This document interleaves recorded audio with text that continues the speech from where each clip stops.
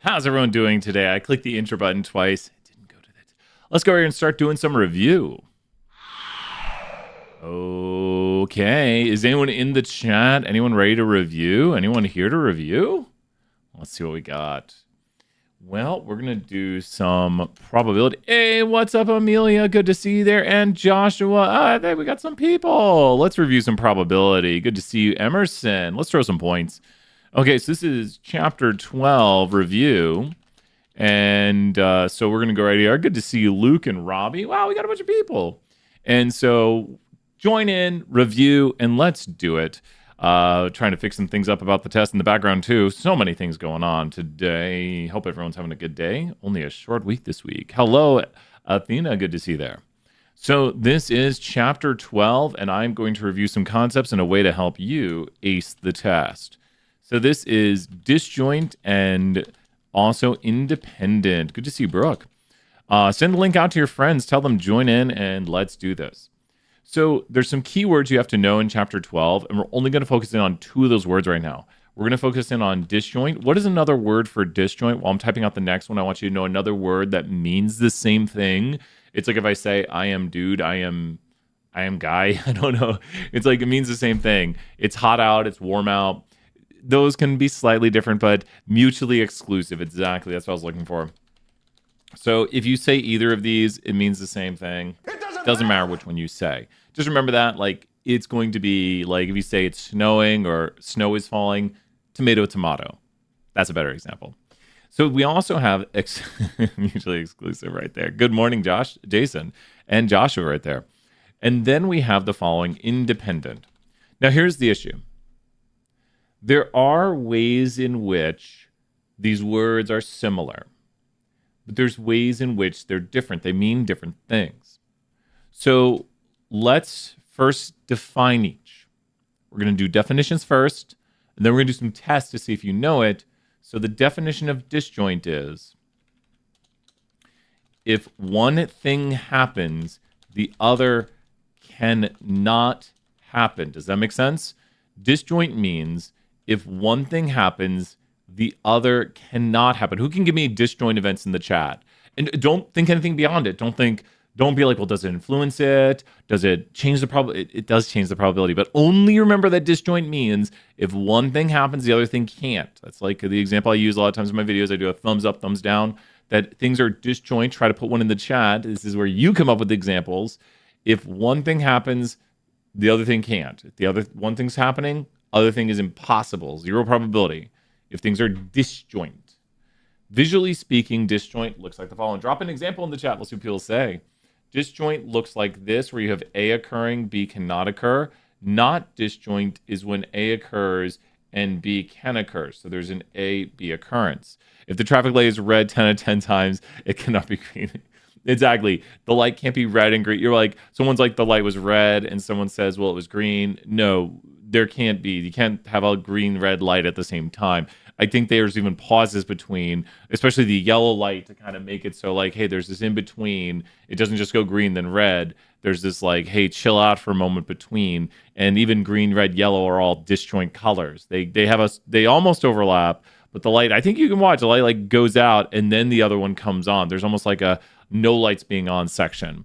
So either no lights are on, the light is green, the light is red, the light is yellow, or it could be like flashing yellow, things like that. Any other examples of disjoint things where if one thing's happening, the other thing can't be happening? The light can't be red and green on the same traffic light, or there's an issue. Someone will be like, I've seen that. Well, then there's an issue. Then you know something's wrong. So in normal traffic day, my favorite example right there, it can't be 90 degrees and snowing out. If it's snowing, it's not 90 degrees. You can't be dead and alive. Great job, Didi, right there. You can't be dead and alive at the same time. Those are disjoint. Be like, impossible right there. It can't happen. Impossible. Any other disjoint examples to keep in our head when we get to the test? If one thing is happening, the other thing can't be happening. Good to see Didi here this morning. So now we get to the idea of independent. It can't be raining if it's 0 degrees. Probably is almost like, what if the atmosphere is like 100 degrees? But I think Joshua's got it right there. It can't be raining and 0 degrees out. It can't be raining and negative degrees. Matt Parker, I'll have to check that out. Oh, drop it in the chat if you want. So with this right here, now we get to the idea of independent. So what does independent mean? So we need good, strong definitions right here. Good to see you, Brianna. We got a lot of people joining in. So independent means if one thing is happening, it does not influence the probability of the other thing happening. Okay. Highly recommended videos. Nice job, Didi, right there. Thank you. So when we have two things that are independent means, think if someone says, I independently did this. It means they had no outside influence on themselves. My favorite example is the probability. Now, I rarely drink like local specialty coffee. Like, you go buy those little smaller packs or like this big of like 4 ounces of ground coffee. I probably drink that 1% of the time. And my wife probably drinks it about 1% of the time. But this morning was one of those 1% of mornings where I had local, I think it was like notes of like chocolate and something else and hazelnut. Who knows what it is. Pretty good. Pretty good. Comes out to like, I think 70 cents a cup, a little more expensive, usually like 30, 20 cents a cup when we figure out we're very mathy people. Now, Brian had local specialty coffee and Chelsea's his wife. So do you think Chelsea having specialty coffee is independent of Brian having specialty coffee? If Brian had specialty coffee this morning, would that influence what you think about Chelsea having specialty coffee? Yes or no? What would you think? Yes. She's my wife. And so we made it from our coffee brewer. So because I had specialty coffee, Chelsea was more like, she had it, of course, too. She was the one, she wanted to try it from the local place. So Chelsea's probability actually increases. She's more likely to, but she might not have it. It's possible she might not have it because maybe she's busy and I made it this morning. She didn't have time to get it. So everyone see, it doesn't tell you what the probability is. It's just the probability would change. Now, be careful here. Okay, so we're going to put 2 things in the chat, and I want you to click only one of the answers. You ready? So we're going to put the following in the chat, but don't click an answer yet. I want to know if it's independent or dependent, okay? So we're going to go right here, and we're going to put the probability of snow and the probability of, let's say, 90-degree weather, Fahrenheit. So are they independent? Does the poll looks different now? Oh, I don't know if I like it. It's down at the bottom of the screen. So now we have the probability of snow and 90-degree weather. Are they independent or dependent? We're doing pretty good. These are the tests you want to do. I can click it and it gets bigger. So let's talk about how to solve this. And it looks like people did pretty good. We just ended the poll right there. The polls are different, pretty much the same. Basically writes this long proof to why a penny can be only heads or tails along with the Tom Scott amount. And then proves himself. Oh my gosh, I got to see that now. I have to check that out. Thank you, Didi. So what we have right here is the probability of snow and the probability of 90-degree weather. So let's come up with a test for both of these. You ready? We'll see if we got it right. Here's the test for these. The test for disjoint is as follows.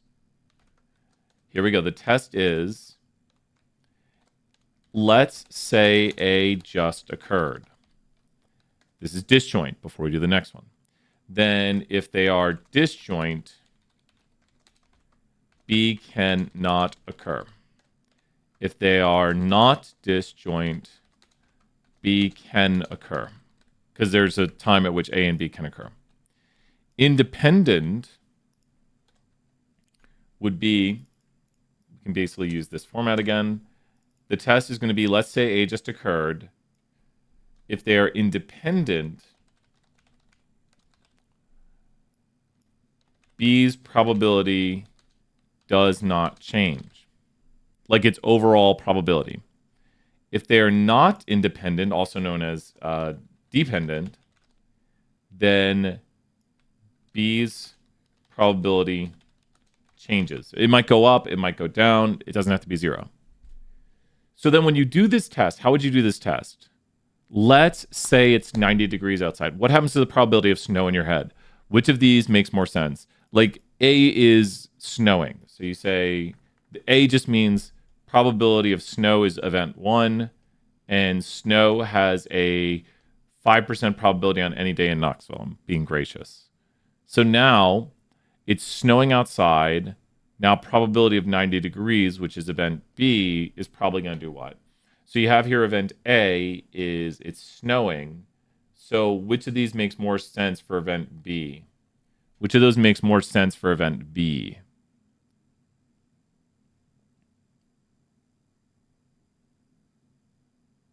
It's dependent. Yeah, it's going to definitely change because now the probability of 90 degrees has vastly changed because it's snowing outside. Like you would say, you'd be like, man, it's snowing today. And someone would be like, well, is it t-shirt weather? Is it like 90 degrees? And you're like, it's snowing. You're like, well, I don't know. Maybe there's like it's virtually impossible. These events are also kind of disjoint, as we mentioned a moment ago. Great job right there, everyone answering. They're dependent, as this probably doesn't snow and it's hot. True.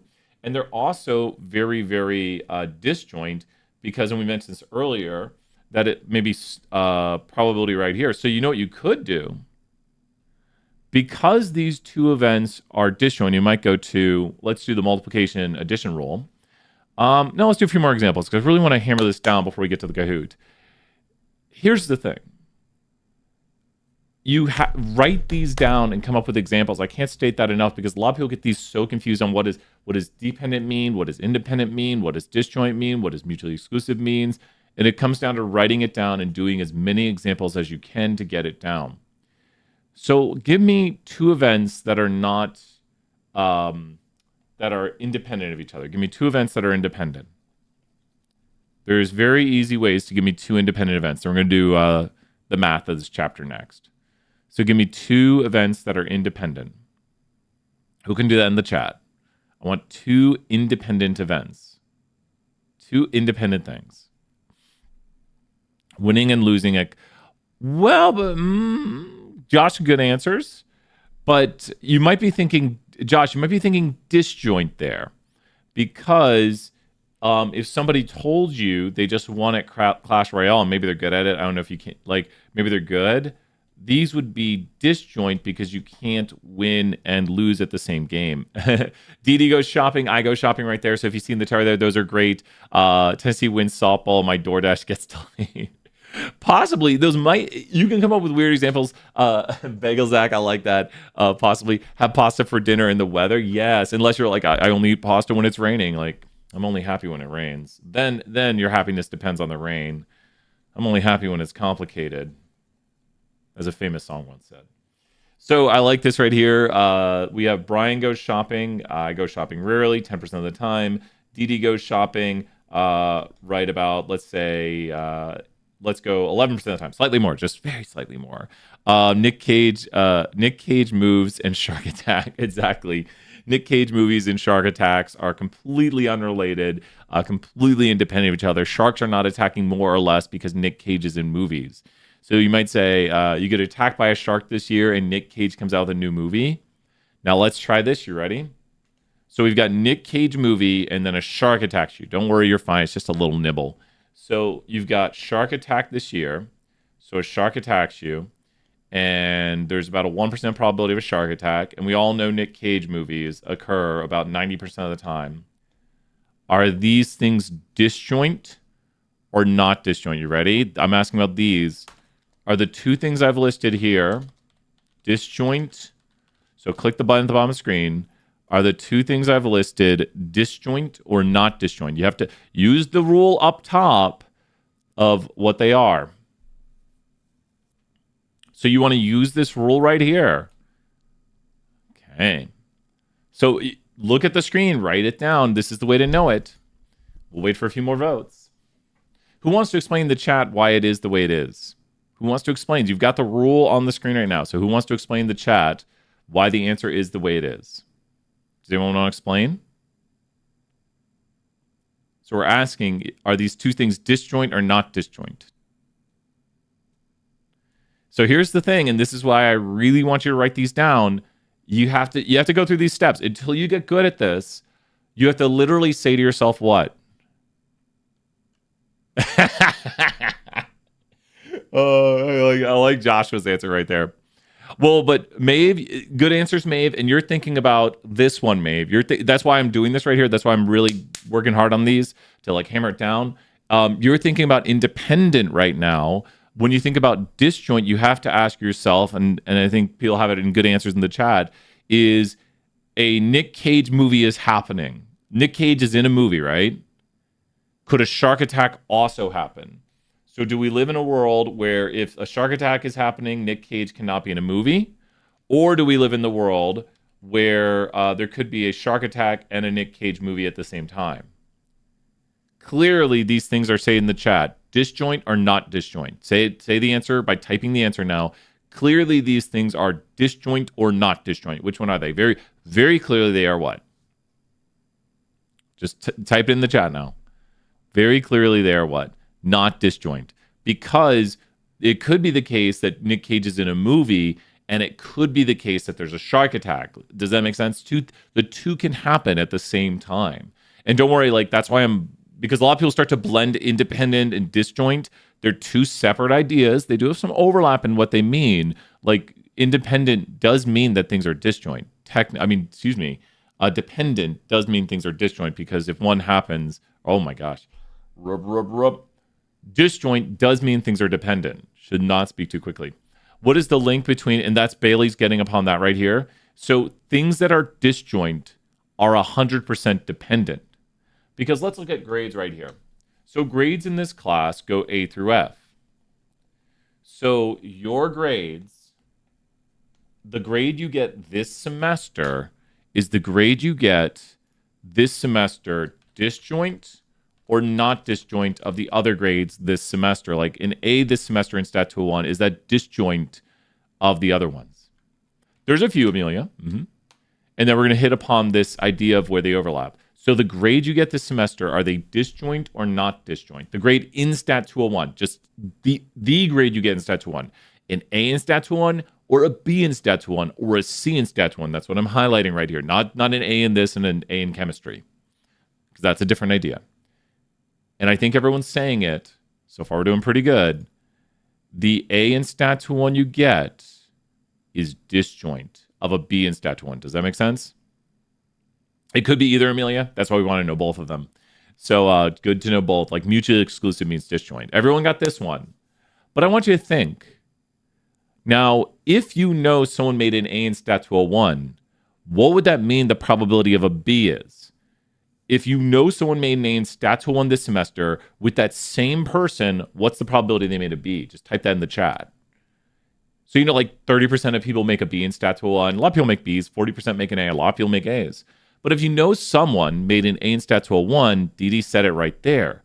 Now think about what we just did and think about, does that mean that grades for you, your individual grade, are independent in Stat 201, like making an A, B, C, or D, or they are dependent? Like making an A depends on making a B in Stat 201 for you, or making an A does not depend on making a B. So remember, you just said, you're like, well, 30% of people make a B in Stat 201, but if I've made an A in Stat 201, my probability of making a B is now 0. So that answers the question on how this works right here. So are they independent or dependent? So you would say, I just made an A in Stat 201. Does the probability of me making a B, does it not change? Would it be the same? Like, if 30% of people make a B, so I've still got a 30% probability of making a B, even though I made an A. Does anyone want to explain it? We did really well at the first one. We did all right at this one. Not if you take it again. We're just saying this semester. Good question, Bailey. That's kind of baked into the question. Like your grade this semester, making an A this semester, making a B this semester, like this semester, because Bailey, that would be very dependent then. If you interpreted the question that way and answered that way, you would be correct. If it's like your grade this semester and if you retake the class, it would depend on the previous grade you made. Like if you made a D, you might be more likely to make a B or an A. If you made an F, your grade the next time. And the answer here is this is very, very, very dependent because making an A depends on making a B in a class. Like the grade you make this semester, you would know someone didn't make a B if they made an A. Does that make sense? If someone made an A in the class, you'd know they didn't make a B. Let's try. The two are mutually exclusive disjoint.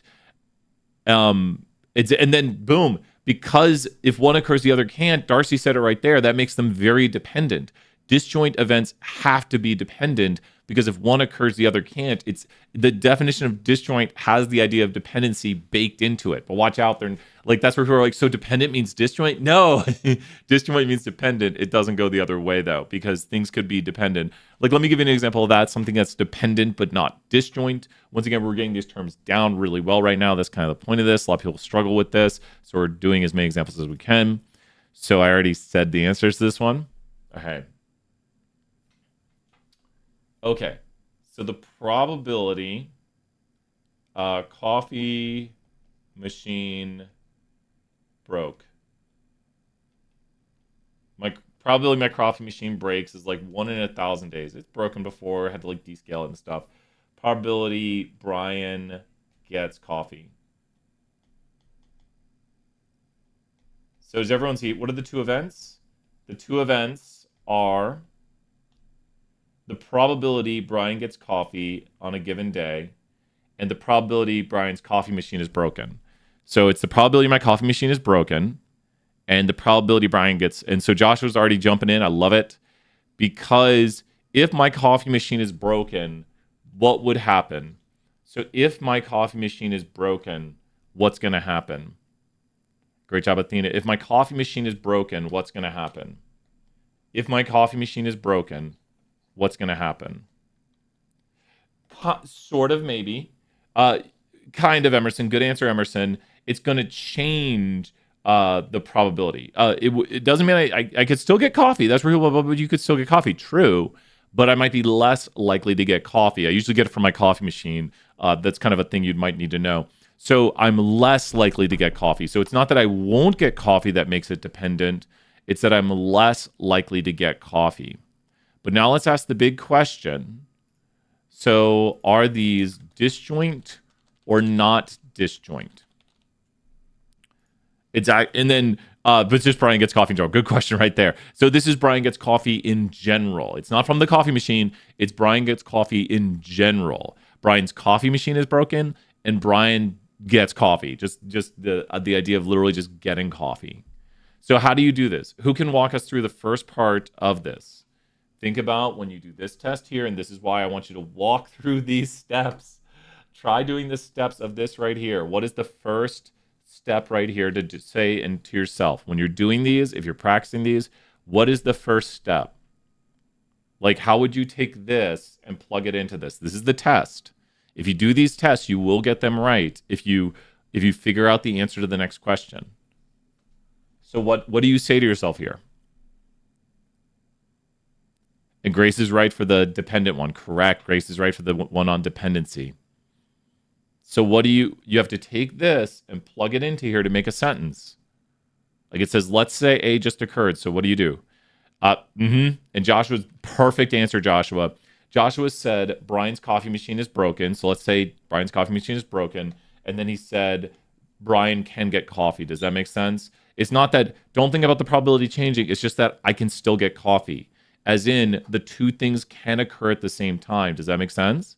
I want to get 100% on one of these. But so this right here, I can still get coffee. So the answer is these are not disjoint. Not disjoint. Now, the practice exam, there was a question suggesting in possible biases. To get this correct, do we have a list? Yeah, the biases, do we have to list a... Oh, we don't have any written questions on those. We don't have any written. So it's multiple choice for those now. Good question, Darcy. Let's try another. You ready? So let's see if you know if it's independent, dependent, or disjoint, mutually exclusive. Remember, they are different questions, and do the steps. And then we'll do something a little bit different. We'll do the multiplication addition rule. What's up, Skylar? Good to see you there. We're practicing. Write these rules down if you don't know them, and you want to ask yourself this when you get to any question. The probability it is sunny out today is 70% in Knoxville, and the probability you go boating. Okay. So the probability it's sunny and the probability you go boating. You go boating on 10% of the days yearly. So, OMG. Oh, no. No. No, I don't think so. Crack me up right there. So with this right here, the probability it's sunny and the probability you go boating. So with this, are these independent or dependent, and you have to have a little boating knowledge. Okay, so you have to have a little boating knowledge. So, and then who wants to explain the reasoning? So right now, if you know the answer, click the button for the answer, and then type the reasoning in the chat. I want to see the reasoning. It's a 50-50 guess either way, but your reasoning is what matters. Your reasoning is what matters here. Because you can just guess it, but you have to reason it. If you know the reasoning, you can get them right on the test. So the probability it's sunny is 70%.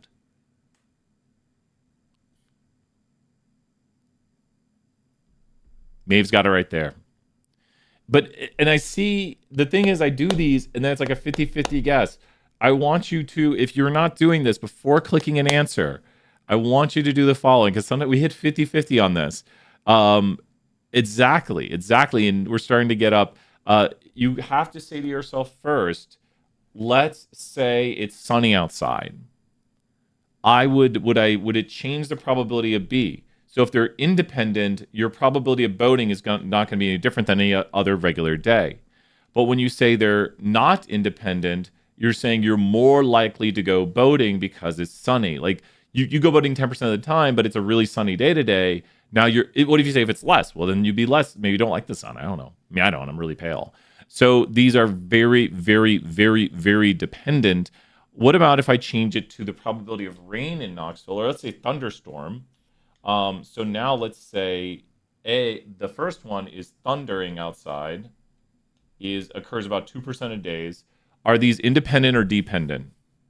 What do you just type this answer in the chat? So let's say it's thundering outside. This is a really good example right here. And we'll do this example for the next one. Because now you're less likely to go out. The probability changes. Now be very careful for the next question, because do remember people make dumb decisions. Or it could happen while you're doing it, surprising to you. So do remember, be safety first. But for the next question, we're doing, for these two things listed on the screen, are they disjoint or are they not disjoint? Okay, so be very careful. Remember, people make dumb decisions. That's the hint for the question. So now you have to ask yourself, it is thundering outside. And then who can answer the reasoning for this? So now you're doing the disjoint, not disjoint. And remember, don't think about influencing probabilities, changing probabilities. That's the second question we ask. So what would be this one? I want to get 100% on these. And we're doing better. Exactly, Josh. Exactly. I tried to preface, like, preferably you would not. Just as... True. Derek knows. Derek's got those references.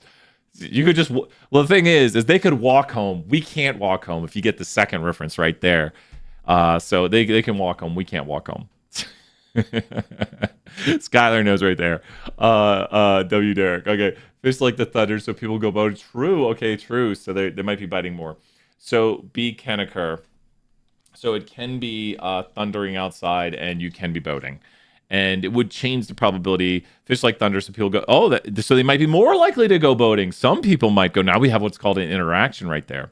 So the way to know this is if you're looking at this one for disjoint, not disjoint, it's because if one is occurring, the other can occur. Once again, if you're stuck on these, you have to do the test. Ready? I'll do one of these tests right here. I'm going to write two last ones. I'm going to do it for both of these. Whatever I write right here, I'm going to tell you how I do this, and I'm going to show you my reasoning. You have to ask yourself these questions. And if you're really, really stuck, write out your steps. Like write out A just occurred. So we're going to say UT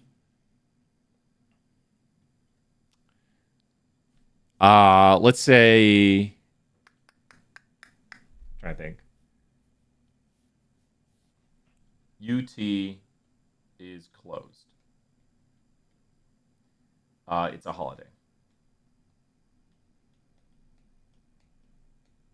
Okay. So UT is closed maybe, I don't know, 20% of the year. Because you got to count weekends or something, right? That would count weekends only. UT's closed 25% of the year. Because I know, Darcy, I wish I could have done that. Hey, 5,000 points. Rick Barnes, 3 straight years, Elite 8. We'll take it. Great job, Rick Barnes. Scott Daughtery, shout outs. Good work right there. Go Vols. UT is closed 25% of the year. We know that. That's a fact. Let's just say it is. So now let's go right here and say the probability it's a holiday occurs about 10% of the time. So now we ask ourselves this. We have disjoint. Disjoint means if one is occurring, like I say, let's say UT is closed. Could it also still be a holiday? They are not disjoint because UT can be closed and it can be a holiday. Both can be occurring at the same time, not disjoint. There's an occurrence of both at the same time. Next, we have here, let's say UT is closed. Does this increase or decrease the probability of it being a holiday? Well, I think it might actually increase the probability. Like if someone tells me UT is closed today, especially when people say that to me, at least in my brain, I think it increases, right, Joshua? So the probability of it being a holiday, hey, every weekend's a holiday to me. That's the way I count it. So is disjoint the same thing? True. Katie, thank you, Katie, for asking 5,000 points. Yep, that's what we have up here. And please ask those questions. They are the same thing. That's why I put them right next to each other right there. And check out, this video is recorded. We'll just do a tiny last bit right here. I want to go to the formula sheet. Mubot's going to drop that formula sheet in the chat for you. And we're going to start the Kahoot here soon. Independent test first, then disjoint. You can do it either which way you want. Either which way. Rock knows. It doesn't matter. So we're pulling up the review 2 right here, which has been sent to you a few times. And this is the review 2 sheet right here. And go down here. And we'll go to the formula sheet, which you can print off. If you don't have a copy, swing by. I'll try to get you one. And I want you to notice something. What do you notice about the formula sheet? What do you notice about the formula sheet? What do you notice about the formula sheet? We're going to do a test right here. What do you notice about the formula sheet? I want you to look at this, and then we're going to do a quiz question in the chat. When should we start working on the test stat project? We'll get that done together. Don't worry, don't work on it now. The probability formulas are given to you. Okay, so I'm typing a question right now, and I want you to, who's looking at the formula sheet? If you're looking at the formula sheet right now, type me in the chat. I want you to type me if you are looking at the formula sheet. Okay, we got T-Money right there and Darcy all looking at the formula sheet. So before you answer, look at the formula sheet and find out where the answer is, okay? So I see a lot of people saying me. So here we go. The question is, to add together 2 events, the events must be what of each other? To add together. So you're looking at the formula sheet. You get a question like this on the test, you're going to be like, I got to look at the formula sheet. So you're looking at the formula sheet right now. You're looking at the formula sheet. You are looking at the formula sheet. And I think we're doing pretty good. I'll take it. One of the best I've seen. I don't want to go back on the screen yet. We did pretty darn good. Let's end the poll.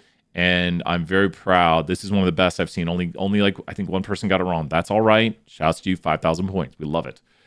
Because we love the pen. To add, does everyone see it? If you are adding together, you use the word or, and they need to be mutually exclusive, which is the same as disjoint. Disjoint right there. Add together 2 events. What if I told you I wanted to figure out the probability that Brian goes shopping and Dee Dee, who's in the chat, we do not coordinate our shopping. What could you do to these probabilities right here? For the probability Brian goes shopping and the probability Dee Dee goes shopping. Well, it means you need to check that before adding them. True right there, Joshua. What could you do with these new probabilities up there? The probability Brian goes shopping and Dee Dee goes shopping, and we do not coordinate our shopping.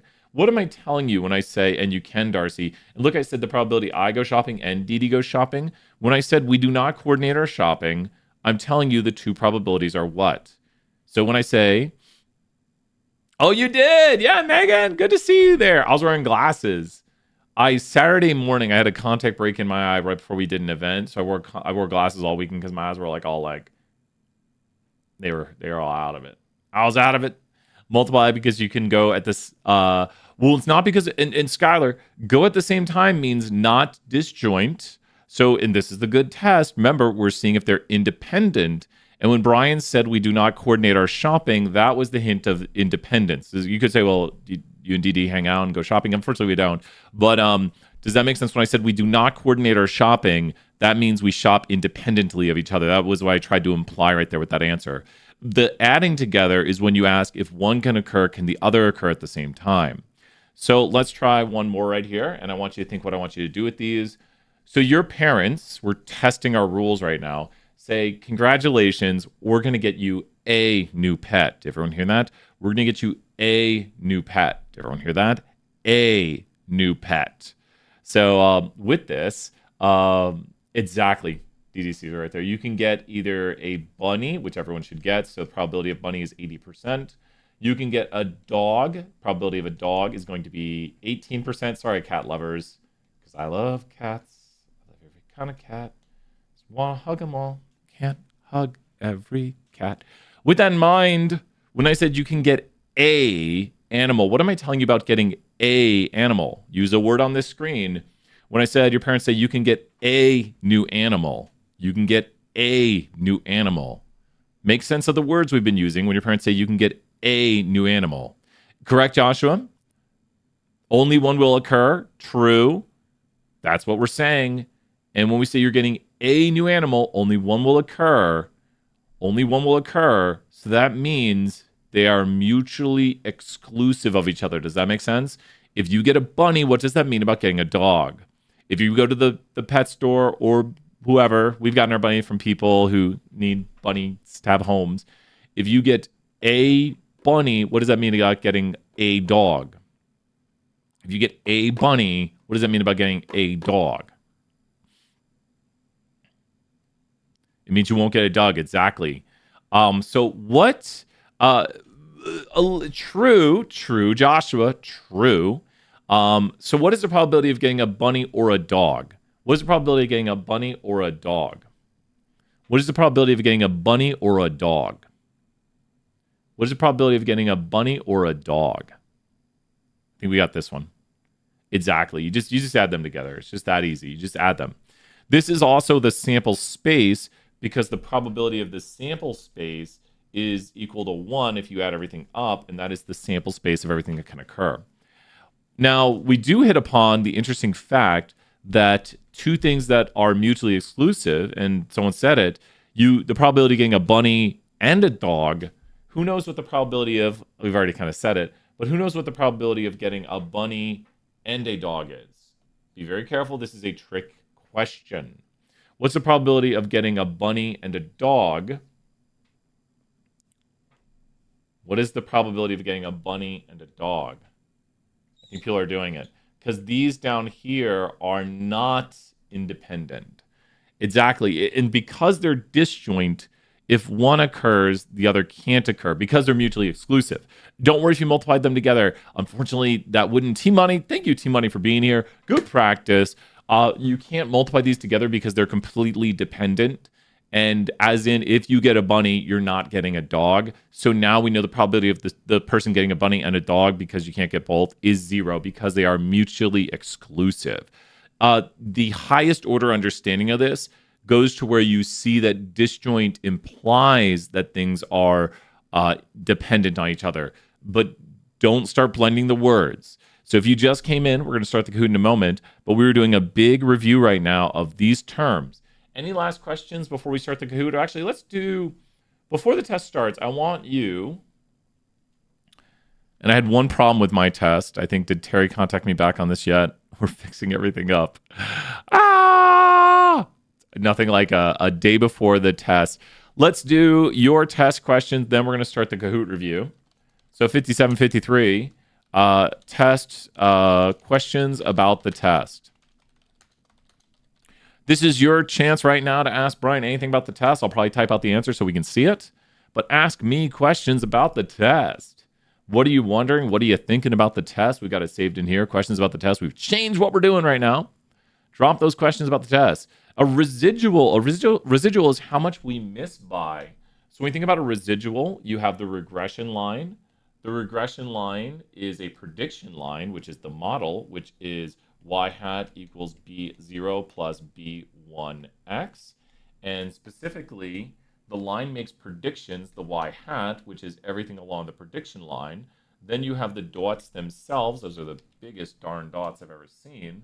You have the dots themselves, and the dots are the y's. So the dots are the y values, and then the distance things are away is a residual. So when you think about a residual, it's how much the model misses by. Does that make sense? The residual is what you want to know about. It's how much it misses by. It's a distance found by residual E equals the actual, which is y, minus the predicted. So a residual is this difference. That literal distance is a residual. Multi-step versus stratified. Stratified is when you start by acknowledging a difference, and when you acknowledge a difference to start, and then you sample according to that difference, that is stratified. There should not be any typed out questions. My version of the test currently has that, and I might have to remake the test. That is the issue Terry and I are dealing with. For some reason, my blueprint hasn't synced properly or something. Terry's contacting OIT, and I'm currently dealing with that. I found that out this morning, and it shows that I'm synced to the blueprint. We use a blueprint course, so I found that out, and I'm like, yay, problems. Fix problems. Are there going to be a lot of questions covering sampling distribution equations? Not a ton of equations. The test is about, I'd say, this is just a guess, 20-25% doing mathy type stuff. Can you explain regression equations and things of that sort? Yeah, we're about to do the Kahoot review, so I might do that in the Kahoot review, Team Money, right there. Any other, because that might be like a big review to do a regression review. Because we're going to start up the Kahoot, but there should be no written questions. Extrapolation is when you predict outside the bounds of the x's. So an extrapolation of this model, if this model was constructed on data that went from, like, let's say it's heights of students, and the heights of students go from 56 inches to, let's say, 80 inches tall, then an extrapolation of this model would occur when you escape the bounds of the model on the x-axis. This model would be extrapolating when it goes beyond 80 or below 56 because there's no data. Not a lot, Maeve. Good question. Chapter 14 is the lightest. There's barely any questions on Chapter 14. But Chapter 13, there is some. 13 and 14 are covered lightly because we just got to those. They're still on there, but not a lot of questions from 13, 14. So there is some. Any last questions? We'll start the Kahoot in a moment. But an extrapolation is when you make predictions outside the bounds of the x's, which is kind of like your highest x value and your lowest x value.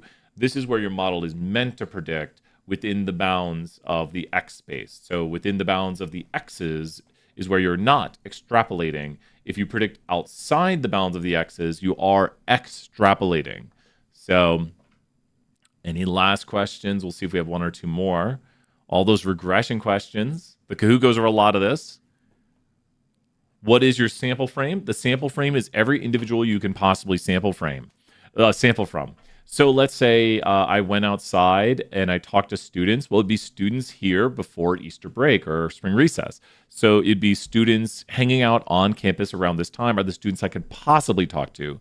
That's different from the sample space. That's a sample frame. Have you done any quiz 14 that is due today? We'll probably be doing that later today during later today office hours. And we've done all the questions on many office hours. If you can't find them, let me know. You can also use, if you're watching this right now, you can use the search figure feature. And I see another question too, or answer. You can use the search figure on YouTube right here to go to like waiter question, one of the famous questions people get stuck on. And you can see past Brian. There's a glasses wearing Brian. And you'll usually find... They might have changed some of the chapter numbers, but a waitress believes right here. So here is a quiz question from the past. And you can see we go through and work the problem, mark the notation, which is very important. You all know. Notation, brother. It doesn't have to be the x-axis. It can be beyond the y. Well, it can occur when the data, the y, the x, kind of true, DD, but it's most importantly about how the x works because the x is the input for the model.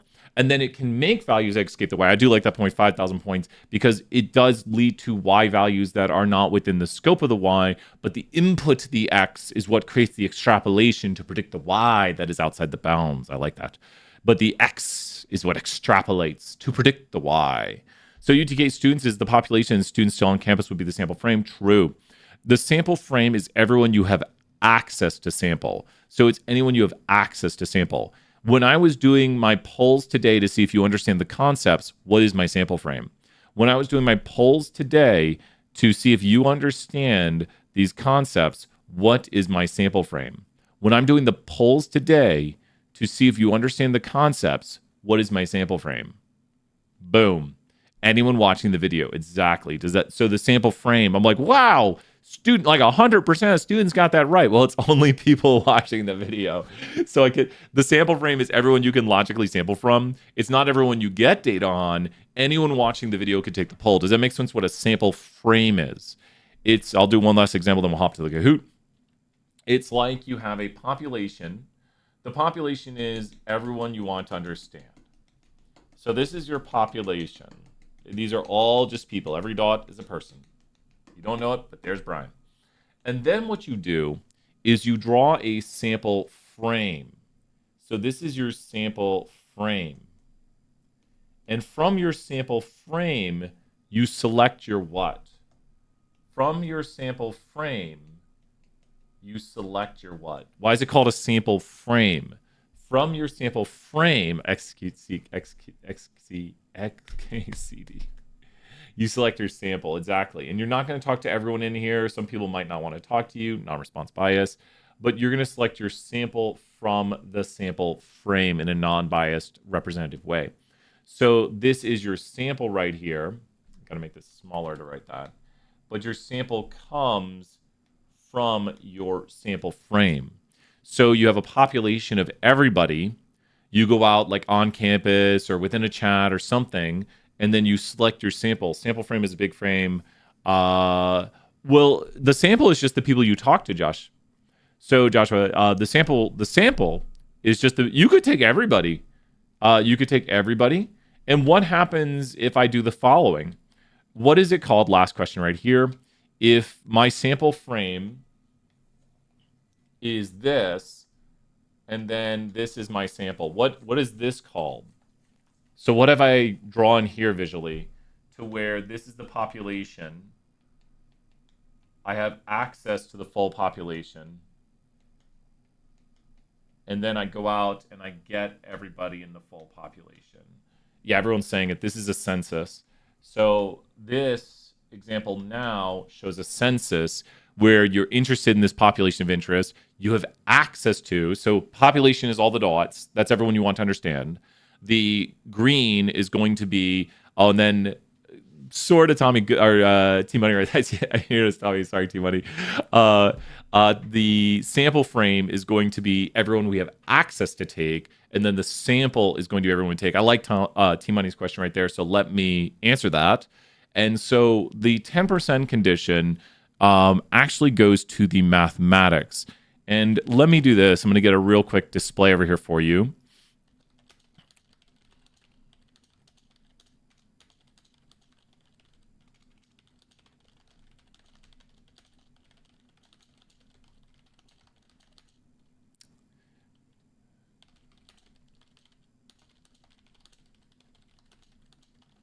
Okay, I'm going to try to draw something out. I'm cheating using ChatGPT because the reason we have the 10% condition, and good, it's actually doing it right here. Perfect. So, man, it's crazy what you can get. I know the first one's right. I'm going to trust by faith the second one's right. So here it is. Has anyone ever seen this right here? This is P times Q over N square root. That's what that is right there. That is the standard deviation for the distribution of the sample portion. And you can just do sigma, which is standard deviation, or you can do standard deviation. Frankly, we probably should put sigma. But when you have a correction, the reason this 10% condition exists is because as you sample more and more and more, there's actually an error in your calculation. So there's an additional correction, and the correction can be seen right here. So this is a little more advanced knowledge, but there's nothing wrong with sampling more than 10%. It's just if you sample more than 10%, you have to do what? So ChatGPT did make an error because up there it shouldn't say that. If you sample more than 10%, you have to make a what? If you sample, oh, so yeah, I kind of said it. Oh, so this is an infinite. Okay, it is correct. It's without it. So this is an infinite. So that's an infinite population. That's for infinite population without correction. Oh, and then, yeah, I'll show that right there, Katie, again. I can drop the link too. But this is the one we use, and you don't use this one in the class. But the 10% condition says what? Good question right there, Team Money. The 10% condition says what? What does the 10% condition say? Your sample size has to be what? Your sample size has to be what? Your sample size.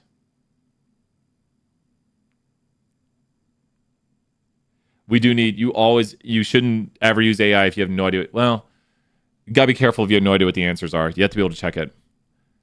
You have to sample less than 10%. But no, a lot of people are saying at least 10%. No, less than 10%. Less than 10%.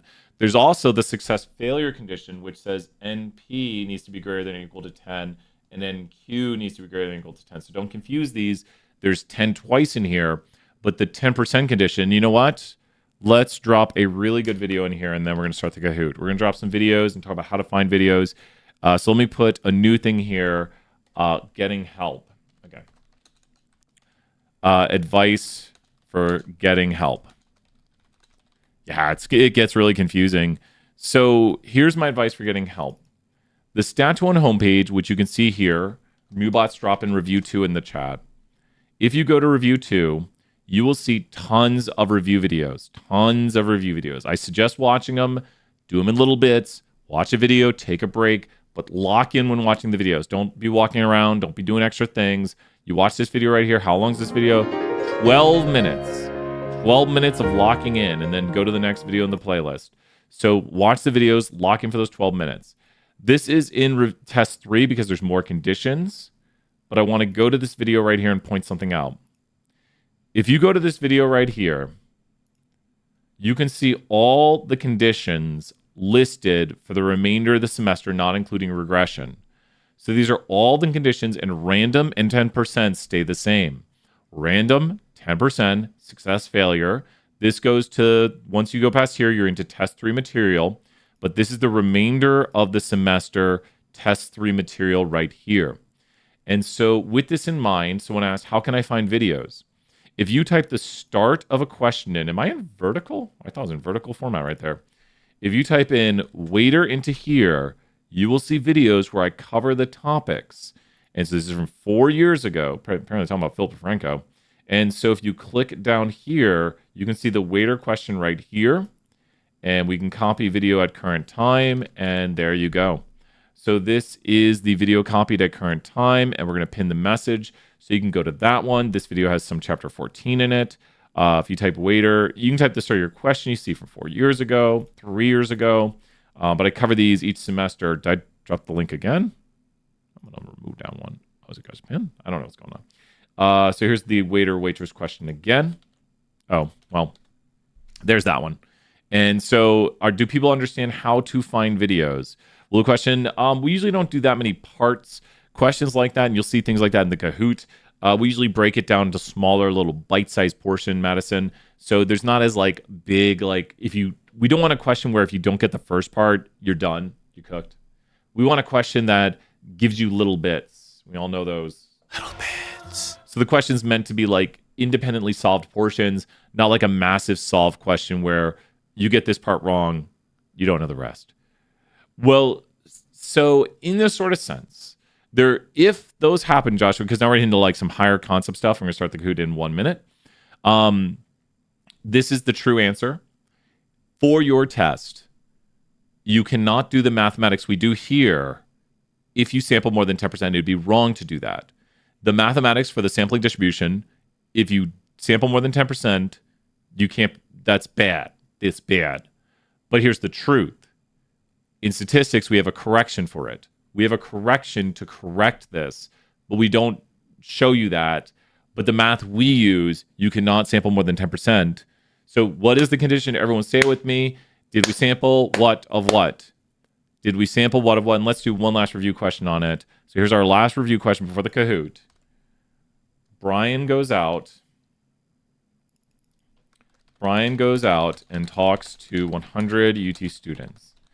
He knows that 60% are from Knoxville.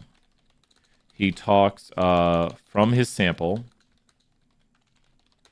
58 students were from Knoxville.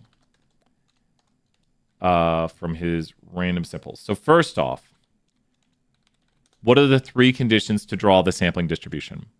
What are the 3 conditions? This is the last question before the Kahoot because it's going to cover those concepts we just talked about. What are the 3 conditions for the sampling distribution of the sample proportion? Condition 1. Who knows what the first condition is? Who knows what the first condition is? Who knows what the first condition is? Who's got it? See if you know what the first condition is right now. What is it? Was it a random sample taken? So random, and yes, Brian took a random sample. All you just asked, was it a random sample? If it's so, good to go. Condition 2. What's condition 2? What's condition 2? What is the second condition for the sampling distribution of the sample proportion? What is the second? 10%. So how do we pass the 10% condition? And did we pass here? So did we pass?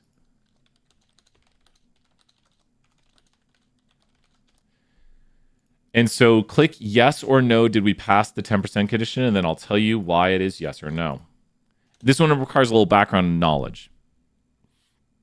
Who wants to show the math in the chat? So did we pass the 10% condition, yes or no? So who wants to explain it? Did we pass it?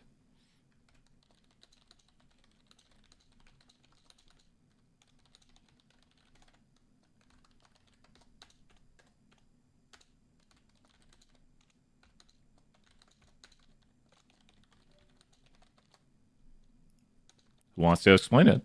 Yeah, yep, nice job. Someone's put it in the chat. Yep. So, and then is...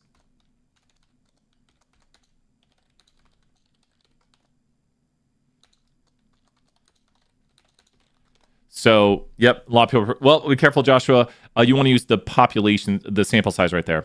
So, for this question right here, you want to use... This is n. So we know n equals 100. And then population size is probably equal to about 40,000 or something like that. Does that make sense? And so what are these 2 extra notations right here? What is this equal to? And what is this equal to? I need the extra notation in the chat. What is 58 equal to? A lot of people don't know these. What is 50? So the answer was yes, we do pass it. We definitely pass. So what is 58 equal to, and what is 60 equal to? In notation, because this will help you solve other questions that we're not going to do here, but always mark your notation. What is 58 equal to? What is 60 equal to? Close, Madison. Madison, 5,000 points. Close, Madison. Not y hat, though. That y hat is a predicted value of y. Y hat is the regression line, predicted value of y. Good, Madison, good guesses. Not y hat, though. Joshua, good guesses, too. What is 58 equal to? Don't worry about being wrong. What is Mubot's? Oh, it just says message because I pinned it. So any other guesses? Don't worry. Don't worry about being wrong. Just take a guess. 58. Well, and the sample size is 100. P has to be between 0 and 1. Good guesses. It's X. It's X. And Joshua's very close on the other one. It's X. And then X over N. What is P hat equal to? Who can solve P hat right now? What is P hat equal to? Solve for P hat. And it's the sample proportion. Zachariah is very close right there. So what is P hat? Which is the sample proportion. So from a random sample, we saw exactly 0.58 or 58%. And so this over here is P. So once you find P, you can find Q. What is Q equal to? Last question, then we're starting the Kahoot. What is Q equal to? What is Q equal to for this question? You want to practice marking your notation for things. Oh, then I got to check the last one. Q is 0.4. Do we pass? Sorry, I did say last, but we have to check the last condition right here. The last condition is success failure because it's categorical data. And the condition states we need at least 10 successes, at least 10 failures. So do we pass, success, failure? Click the answer right now. Do we pass, success, failure? Yes or no? And people are gonna love it. And we need at least 10 successes and 10 failures. And this is found NP greater than or equal to 10, and also NQ greater than or equal to 10. And literally just plug in. Yeah. Oh, for the previous one, for the 10% condition, it's 100 over 400,000 equals to 0.0025 right there, which is greater than 0.10. So that means we pass. So it's greater than. Does that make sense? Because we've sampled less than 10%. We've only sampled 0.0025%. And this one, you have to say n is 100. And we have P and Q right there. So we've already found P. We've already found Q. And then we're just going to times them by n. So how many expected successes do we have? Who can figure out expected successes? Expected successes would be how many? This is how many people we expect to be in-state students. How many do we expect to be in-state students out of 100? 60. Yep. And then we expect out of 100, and we pass. So because we pass the conditions, and this is, I keep saying last question, I mean it this time. Because we pass the conditions, what does that mean? When you pass the conditions, what does that mean? And you can see it right here. If you pass the conditions, what does that mean? Why are we doing it? When you pass the conditions, let me get the Kahoot in the background. What does that mean? You can use, great job, Megan, right there. You can use the normal model to model your data. So it means that. It doesn't mean anything else. Be very careful. You will see some really good Kahoot questions. So who is ready? I need some I'm ready in the chat, because we are finally going to Kahoot. I've been saying we're going to Kahoot for like a while now. But let's get ready here. I need some I'm readies in the chat. And we'll put here that the Kahoot is starting on Ricky Bobby Allen. I'm ready. Woo! However that song by AJR goes. I like AJR. My wife loves AJR. AJR, come to Knoxville. Do a show here on campus. We'll find you a spot. Tell AJR if you know them, Matt. Okay, Kahoot. And let's get this thing on the screen. Here we go. Enes is the GOAT. Shout out Enes right there. Enes is awesome. Really awesome guy. I got to hang out with him. You know what? Let's give some 100,000 points if you're here right now.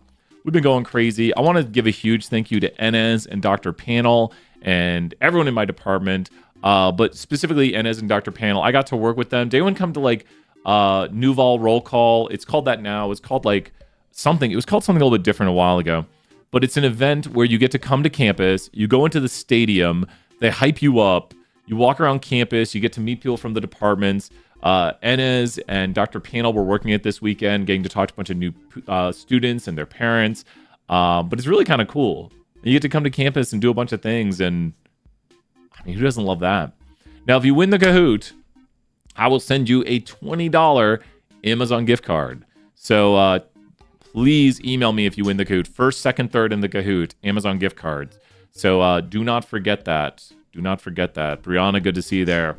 We're going to wait about 30 more seconds. Do people feel a little bit better? Or just 20? Or what? Or 20 what? I don't even know what the 20 is. With this right here. Do people feel better about the material? Thank you so much, Emerson, right there. Feeling good? Like it. $20. I don't think I can just send $20. I used to do Starbucks. It was harder to log into Starbucks. It's really easy for me to do the, you're welcome, T-Money right there. Well, you're always welcome. And feel free to swing by any of our reviews. If you didn't know, I go through a lot of the homeworks. I go through a lot of the campus contents. I go through the projects. I go through the data analytics. And so we try to help out with those. Feeling better about the conditions, the probability formulas, exactly. So we did just good 1 hour review. With that said, it is that time to start. Can you, at the end, show that sampling versus sampling drawing again?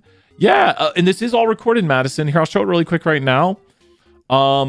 this is all recorded, and this is about at the 50-minute mark. Oh, it's all going away. But Madison, these are all recorded, and you can come back to this stream afterwards, and everything here is with timestamps. So I try to timestamp everything up really well so you can find it afterwards. And if you can't find it, let me know, and I'll help you find where it's at in the video. So Madison, thank you for being here. With that, you're welcome. Yes, and they're always recorded. Office hours are always recorded. You can just come back and check them out. It is time for Kahoot. Let's do the first question on the Kahoot. Test 2 review. See you later, Grace. Have a good day. First question is, 2 events that can be easily added together must be what? Look at your formula sheet.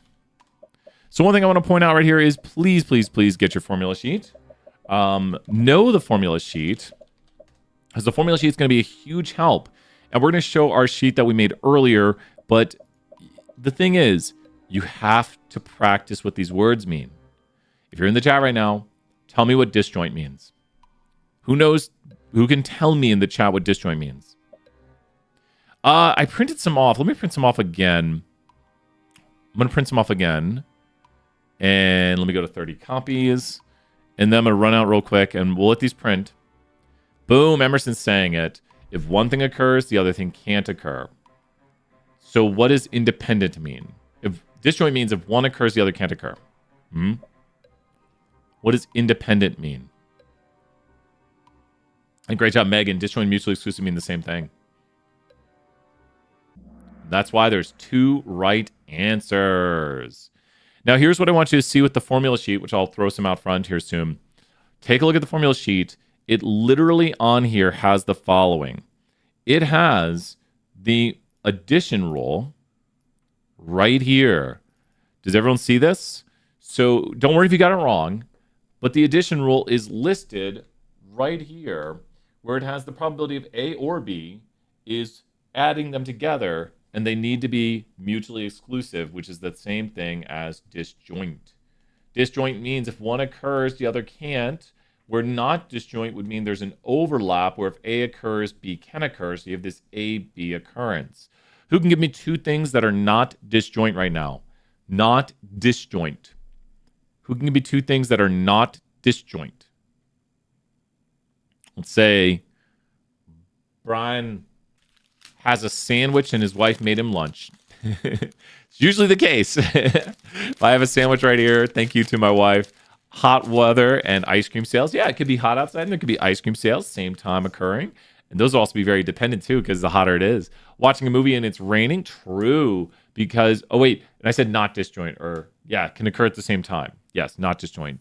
It's snowing and you're sledding. So those could both occur, not disjoint. If it's snowing, you could be sledding. If it's rainy, you could be watching a movie. And remember, don't think about how it changes the probability, because that's the other question down there. You're just thinking, could this occur and this occur? Does everyone understand how to think about disjoint, mutually exclusive?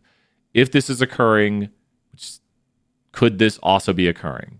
Which this would mean they're not mutually exclusive. Good work. And we did make a really good formula sheet earlier. So check this out. We wrote down the rules. You can take a screenshot. I'll pause for 2 seconds on this. But check out the start of this video also, where we reviewed these concepts and did a lot of practice to prepare ourselves for the exam. Okay, who's in the lead? It is Smooth Baboon and Shimmering Canary, Clever Cheetah, Glad Magpie, and Epic Elk. Wow, that's really fast. Here we go with the next question. 2 events that have no influence on the probability of each other are said to be what? I'm going to go grab those formula sheets. Be right back.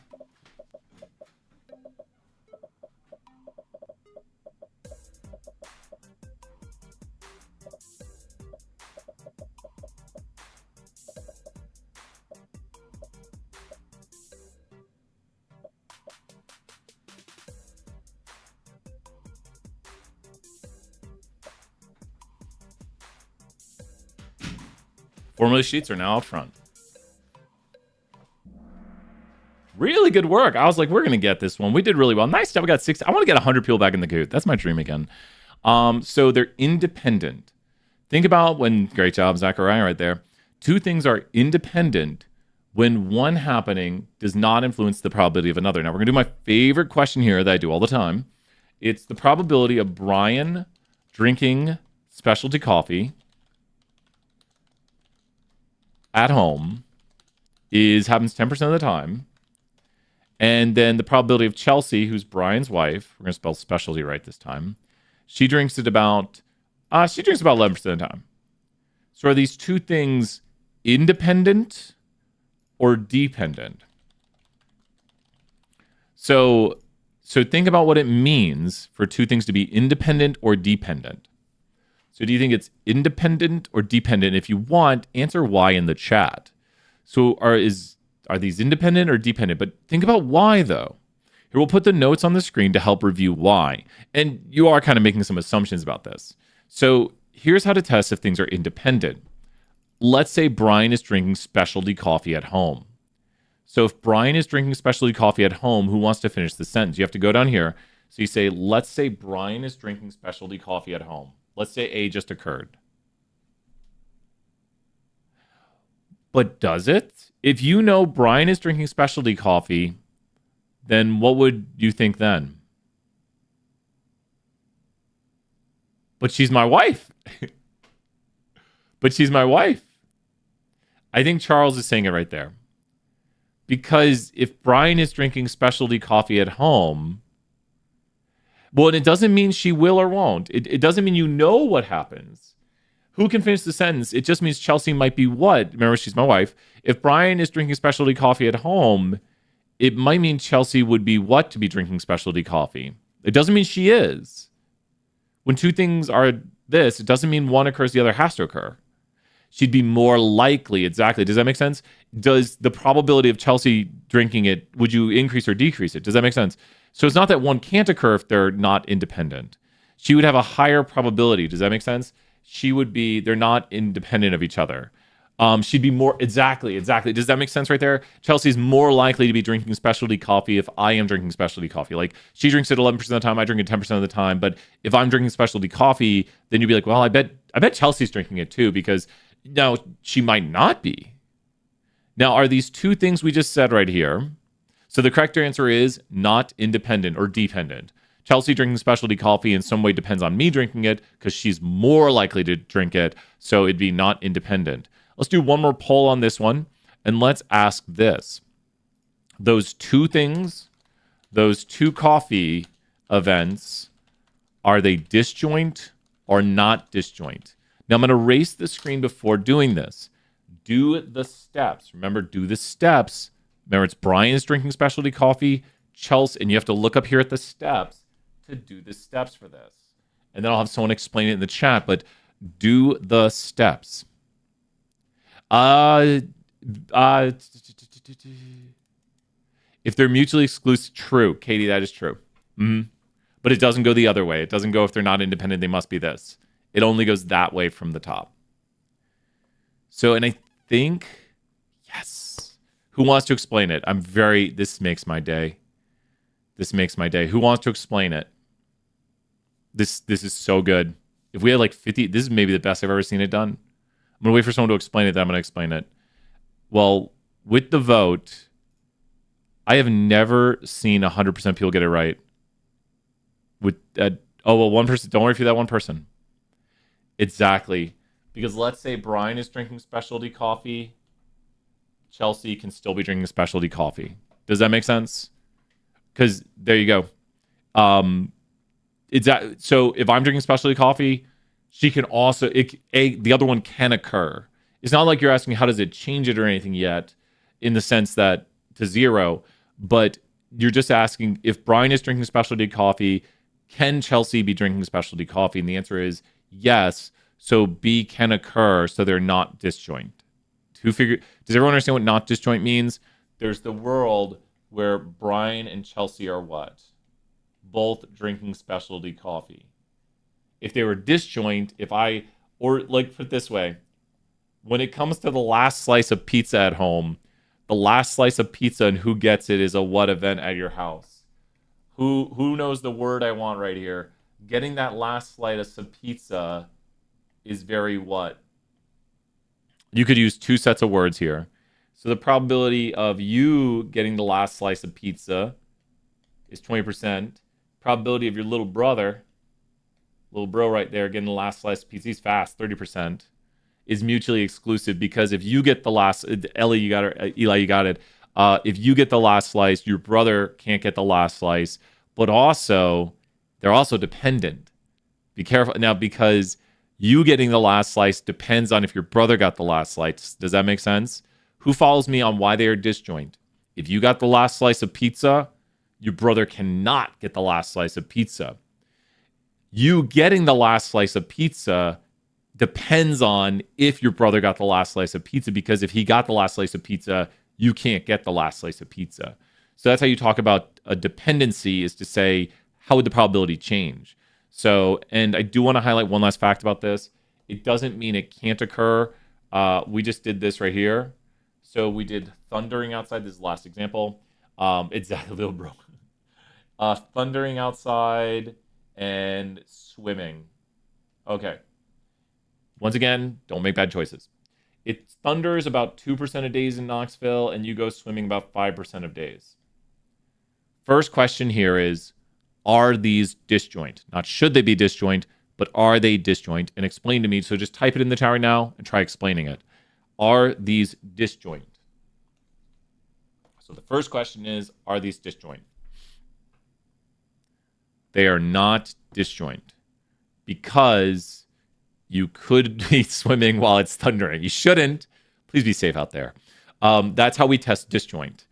Now, are they dependent or independent? Are they dependent or independent? So now you ask this one right here, if one thing is happening, does it influence the probability of the other? So they're very dependent, because you'd be less likely to go swimming. You see, with the first one with the coffee, Chelsea was more likely to get the coffee dependent on me getting coffee. This one, you're less likely. It just means it changes the probability when it's a dependency.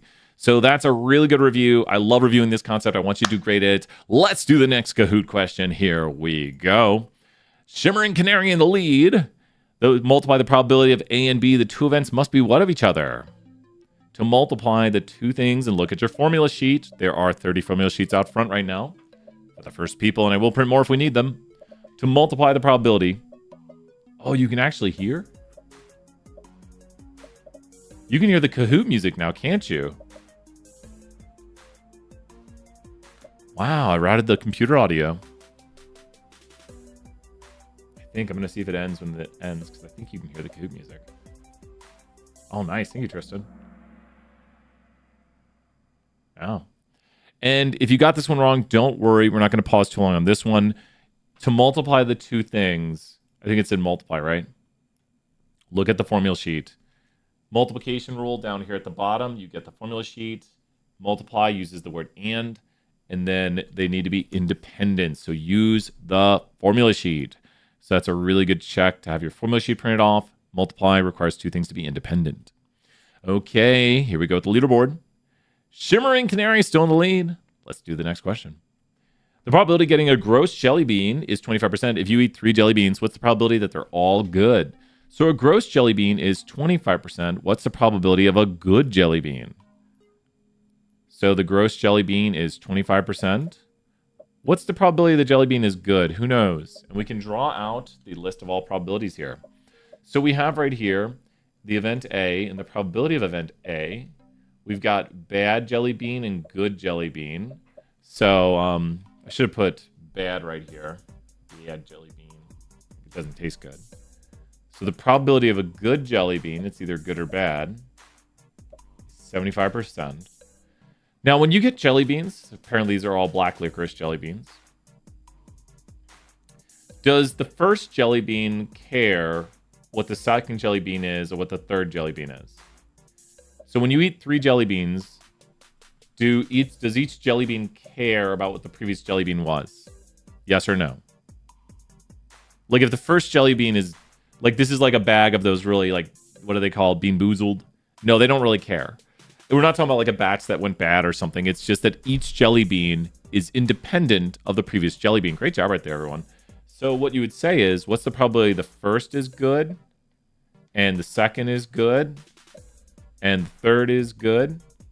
And when you say this, you're just saying 0.75 times 0.75 times 0.75, because you're just multiplying when you say and that's 0.75 to the third power, which is 0.05. 0.422 rather. And did we do pretty good? Oh, this is just, what is this probability on the far top left? Great job, Joshua. This probability is the probability of just what? What is that probability up there? As it says, if you eat 3 jelly beans, what's the probability they're all good? Like all good. That's the probability of 1 good jelly bean. So this is the probability they're all good, which is right there. So good work. We're gonna do at least one problem. So watch as we do this right here. They're tricky. Okay, so here comes the leaderboard. Fast Fair jumping to the lead, beating Shining Canary by only 8 points. Here we go with the next question. If you have a probability of 80% to get a multiple choice question correct, with 5 questions, what's the probability you get at least 1 wrong? So these questions come down to writing out the tables as I always do. Try these steps. I have a lot of people who've come to office hours and gotten these correct during office hours by doing these steps. So the first step is to list out the probabilities. You saw me do it last time with the previous question, and we're going to do it this time also. So we're going to list out the probabilities right here of A, which is the event, and the probability of the event A. So the probability of getting it right is going to be 80%. Thus, the probability of getting it wrong is 20%. This is now the sample space because we've listed everything that can occur and has a probability of 1 when you add them up. The sample space is disjoint, meaning you either get things right or wrong, it can't occur. Now, we need to go and make a second sample space here, and I draw it this way. So for this one, we are going to put the event of, so let's go here, the probability of A and the probability of A. So you're either going to get how many multiple choice questions right? 0, 1, 2, 3, 4, or 5. And when we look at this, this would also add up to 1. But we want to see what's the probability of at least 1 wrong. At least 1 wrong is this. We're almost there because this is the probability of at least 1 wrong. Who can describe to me at least 1 wrong? At least 1 wrong is what? Not getting them all what? At least 1 wrong is not getting them all what? Not getting them all right. So this is at least 1 wrong, and this is all correct. So if you add these up, it equals 1. Who follows? The addition of the thing in the purple plus the thing in the yellow equals to 1. And this is probability of all right. And this is the probability that we are looking for, probability X, let's say. That's the probability that we're looking for. We'll just call that X for short. So what could we do? If we're interested in the yellow thing, who knows the math we need? And I think Madison, great work, Madison. And it's just going to be, you just take an algebra that over to the other side and do 1 minus the probability. Oops, I didn't do minus. 1 minus the probability of all right. And that is going to equal X, which we want to solve. And the probability of getting everything correct is going to be 1 minus, then it's all of them correct, which is 0.8 to the 5th power. 1 minus 0.8 to the 5th power, and that is going to equal to that probability there. Exactly, Megan did it too, and that is going to equal to this probability. So good work. If you solve this, these take practice. There's not a lot of at least 1 problems on the test, but they do take practice to solve. The light bulb problem, review the homeworks, check them out, check off the Canvas contents, review those. Okay, who's doing well? Balanced Sea Line, good to see you in the lead, jumping around. Here we go with the next question. What is the first thing we need to do when solving a sampling distribution problem? So what looks to be right here? What is the first thing you would do when solving a sampling distribution problem? Who knows? Now there's a hint, there's 2 types of sampling distributions. There's 2 of them. We're gonna look at the formula sheet here in a second, but there's 2 types of sampling distributions. There's 2 types of sampling distributions. So that's kind of a hint, big hint. Big hint is there's 2 of them. So because they're in good work, because there's 2 of them, one of them is for categorical questions, and one of them is for quantitative questions. So this one is for categorical, and this one is for quantitative. So let me ask you this. Are you ready? For this question on the screen, what is Y bar? So what is Y bar? Brian goes out and talks to 100 UT students. He knows that 60% of them are from Knoxville. From his random sample, 58% of students were from Knoxville. 58 students were from Knoxville. What is Y bar? The hint is this. So what is Y bar? See, there is Y bar right here. So what is Y bar? This is a tricky question. Well, that is true. Y bar is the sample mean of Y. Correct. And it's for quantitative data. So what's going on right here? Well, don't worry. This is what's going on. Be careful. This is why I wrote this question. Glamorous. Great job, Glamorous, for 25,000 points. Glamorous is, yes. Glamorous has figured it out. This is what people do on the test is they start using the formulas, but this is for quantitative data, and we're not doing quantitative. We're asking, are you from Knoxville? So this is not a quantitative question. So that's why you see a bunch of P, Q, P hat. Does that make sense? We're doing a categorical question, which is the first thing you should figure out, because the question itself is, he wants to know if you're from Knoxville. So are you from Knoxville is a categorical question. And there is the idea of the mean of the distribution. That's different from quantitative data. Exactly. Because yes, nice job, Madison, right there. It's a yes, no question. So the question's categorical.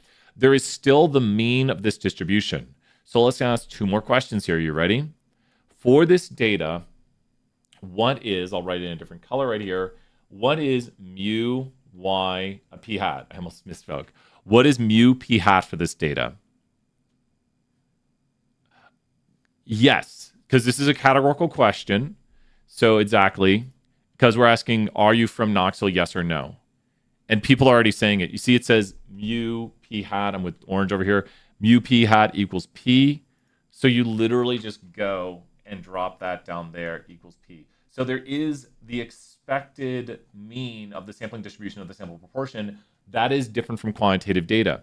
Well, so there's not really a mu right here. So T-Money, good question. Is this mu times p hat? No, don't worry. It's the expected sampling distribution mean of the sampling distribution sample proportion. So I tell my students all the time to read this as expected right here. The expected sample proportion. Does that make sense? So there's no real mu for this problem. There's mu p hat. And that would differ from a problem here where this problem would read the following. We know the average student has a 3.6 GPA. We talk to 100 students, find the mean and standard deviation of the distribution. The original standard deviation was 0.3. Okay, so we'll hit these questions here. So first off, in this question, mark your notation. What is 36? Who knows what 36 is? Mark 36.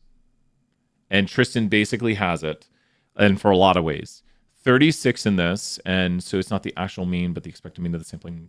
It is also the true proportion. And I'll be covering that a lot, Madison.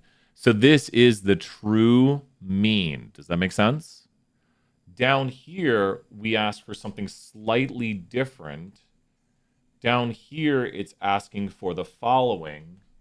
It's asking for mu y bar and SD y bar. But what is mu y bar equal to? So Tristan's kind of done it. What is mu y bar equal to? What is mu y bar equal to? Well, it is equal to 3.6. True. Mu y bar is equal to mu, which is equal to 3.6. So you literally just take, and there we go right there. Because you would expect the sample of 100 to have a mean of 3.6. So it's 3.6 right there. Mu y bar equals mu. And be careful, it's not mu times y bar. It's the expected sample mean. The expected sample mean, best way to read it. And then the standard deviation, who knows? I want you to solve mathematically, what is this equal to? I want you to tell me what goes in the question mark right now. A lot of people get tricked by this. And Addison already did it. Addison already solved, because up here, the notation on this is sigma. And so Addison solved it. I have to delete a little bit to delete that. So this is sigma, and this is sigma over square root of n, which is 0.03, 0.03. Even I was going to get it wrong. There we go there. And this one is equal to 3.6. There we go. And then 0.03, 0.03. Great work. Good work on that. That's chapter 14. Okay. We should try to do review questions. I always try to give you as many examples as we can. So let's go back to the Kahoot. Here we go. Smiling firefly. When trying jelly beans, if you take 2 jelly beans, what is the sample space of good and bad jelly beans? Now, a sample space is different from a sample frame. The sample space is every possible combination that could occur with respect to order. Order matters when it comes to sampling. So the sample space is not a sample frame. Who can give the definition in the chat of what a sample frame is? So I'm asking a different question while you work on this one. What is a sample frame? So the sample space, great answer, glamorous right there. Sample space is everything that could occur, all possible outcomes. Sample space. Sample frame is every individual you could sample from when you take from a population. Great work. Hey, Sasi, good to see you. That's colon right there. So the sample frame is every individual. Mackenzie said it perfectly. Every individual you have access to sample. Like if I am talking to you right now, I have access to talk to students watching the YouTube live, and that would be what my sample is taken from. Like a student enrollment list, if you go out and sample from it, exactly, you have the opportunity to sample all of them.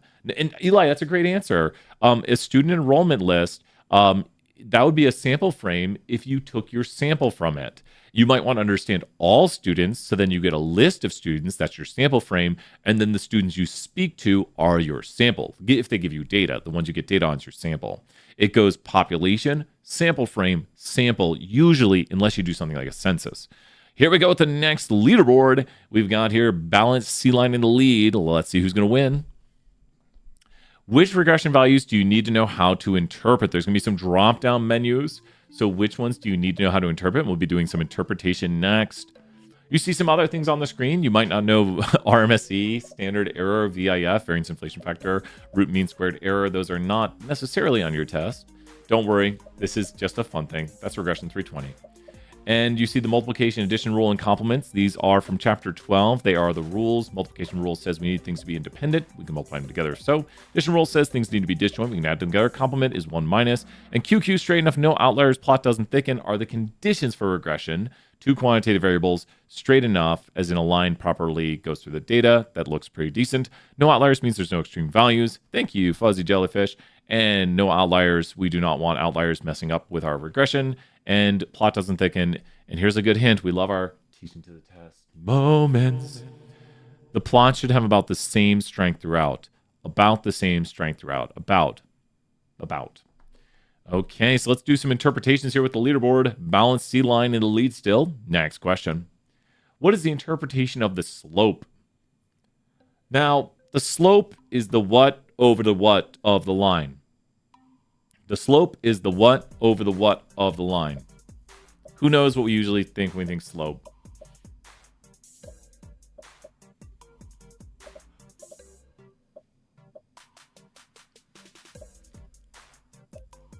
See if anyone says it.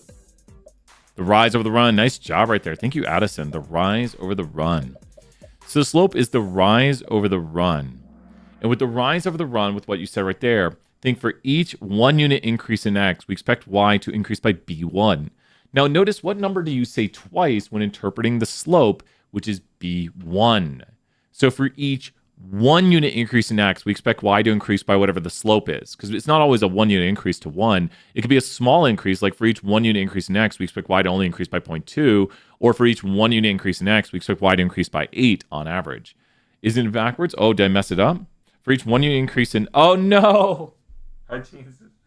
Let's throw some 10,000 points. It is for each 1 unit increase in x. We expect y to increase in b1 on average.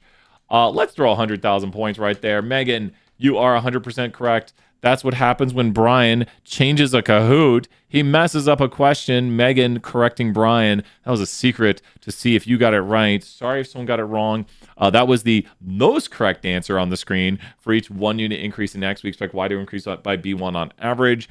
Megan is watching very well and earning us tons of points in the Kahoot. Please feel free to correct me. I made some small changes to this Kahoot, and I mistyped. For each 1 unit increase in X, we expect Y to increase by B1 on average. And even Mubot knows the slope better than me. Mubot will type that slope interpretation in the chat right there. And notice you say 1 twice. For each 1 unit increase in X, we expect Y to increase or decrease by B1 on average, because it could decrease. There could be a negative slope. Let's do some intercept right here. Notice with the slope, you said 1 twice. So what do you think is going to happen with the intercept? The intercept is the value B0 in the notation, but think about it with B0 is the intercept. And specifically, I don't want to block a right answer. When you think about the intercept, where is it at? Ooh, where's the intercept at?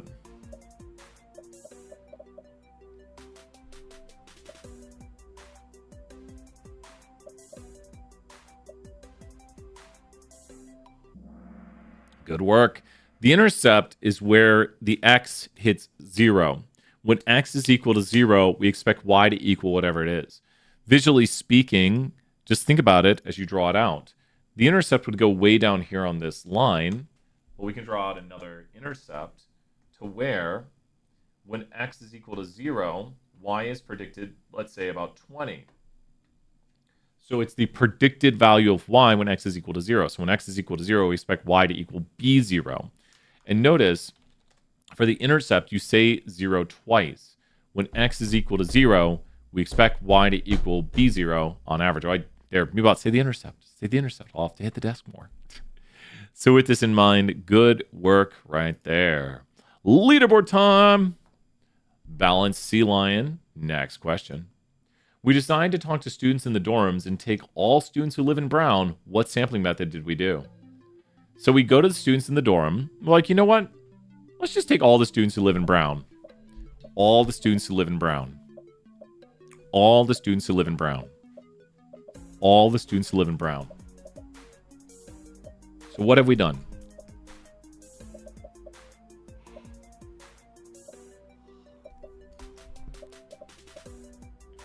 Now, there's a trick for this. We'll pop it up here on the screen in a second.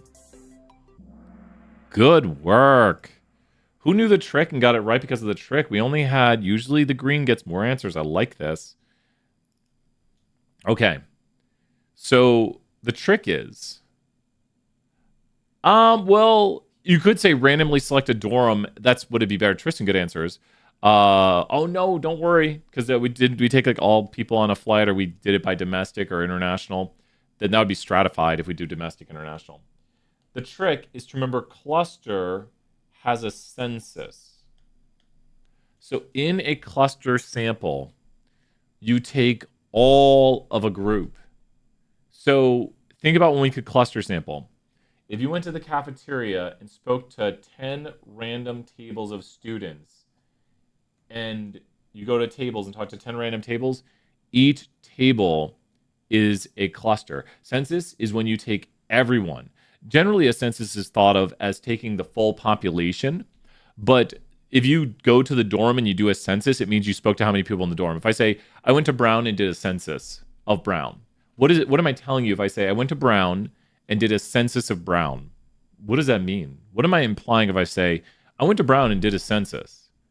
I spoke to everyone in the dorms. If I say, I went to these tables and did a census of everyone at the table, it means I spoke to everybody. Census means to collect data on the full thing. And that's one of the key aspects you'll see in a cluster sample. Now, in stratified, what is the key aspect of stratifying you need to see? For stratified sampling, you need to see what? Who knows in the chat the key aspect? We're talking about the key aspects for each of these. We're not doing a full deep dive. We're just talking about the key aspects of stratification, acknowledging differences. So you have to acknowledge differences when you stratify. So you might say, well, you know what? Students' views on parking really depends if they are a commuter or non-commuter. And we only want students' views on parking. So now we know commuters are 70% of the population and non-commuters are 30%. So how many, if we talk to 200 students, how many commuters should we talk to? If we talk to 200 students, and great answers, Megan, everyone, notice differences to create multiple groups and then sample from those groups according to the percentages. Boom, Joshua's got it right there. Great answers. You would take from this 140 and you would take from here 60. So now your sample represents the population. So stratification goes to acknowledging differences. Be careful because everyone sees the groups. They're like, oh, wait, it's 2 groups. That's clusters. No. If this was clustering, what would you hear? Pretend this is clustering, what you really shouldn't do with this. If this was clustering, what would you hear that would then make this clustering? What would be part of it if this was somehow clustering? Like, you'd have to hear a census. Like, you talk to all the commuters. Does that make sense? You talk to all the commuters, talk to every commuter, and then that would just be a total census of the population. Because when you do a stratified, you're not taking all of the group. You are acknowledging the differences to start and then sampling respective to those differences. Clustering is just meant to speed things up because you just go and talk to tables of students or you go talk to rows at the stadium. So think if you go to the stadium next year for a football game and the stadium has sections, how could you cluster sample the stadium? If the stadium has sections, how could you do cluster sampling? Like we got these right here. These are the bad seats. Let's say the Neyland Stadium is generally thought to have bad seats, good seats, and premium seats. How could you cluster sample this? How could you cluster sample it? How could you cluster sample it? What would you do to cluster sample of this? Yeah, and what you could do is you could take 3 separate, then you'd be clustering and stratifying. So if you're saying I'm going to talk to everybody in this section, like this is a section, talking to everybody in that section would be taking a cluster. But then if you say we need to take one cluster from each, now you're stratifying. Does that make sense? Because if you just normally stratify, you would say we need to take random samples across these different groups, because you would take your sample and make sure that you have a pretty good sample from each that is representative of like the premium seats and everything. You'd have more people in the bed. You say, what was your experience of the game? You don't want to get everyone in the premium seats because then they'll be like, oh, it's so cool. I was right on the field. I was giving high fives to the players. Wish I could do that. This would be pure stratification right here, to just take people randomly from the strata. And then clustering without stratification would be bad right here, because you might say, let's go to 2 sections and just talk to everybody. Well, then that would not really be representative. It would be clusters, but does that make sense? Now you're just taking 2 clusters because you're talking to everyone in both those sections. That's just 2 clusters. But then if you cluster stratify, you could say, let's talk to people in like 3 sections, talk to everyone in those sections, and stratify by type, and then you're clustering by talking to everyone in those sections. But you're acknowledging the differences to make sure you're not just taking like 2 lesser sections. So you're making sure you take your clusters with stratification. Do people feel a little better on this? These usually trip people up. Systematic is every 8th observation. You'd have to say like every 10th. And then simple random sample, everything has an equal chance of being selected. Usually people get confused on the cluster stratified. Okay, here we go. Leaderboard time. Balanced C-line, running away with it. What is the difference between p hat and p? What is the difference between y bar and mu? Choose the true fact below. So your answer here is to figure out which of these true facts below tells you the truth. P is for quantitative, y bar is for categorical. P is for means, y bar is for proportions. P hat and y bar come from a population size n. P hat and y bar come from a sample size n. So which of these is correct? And then we're going to hit a big teaching the test moment coming up next.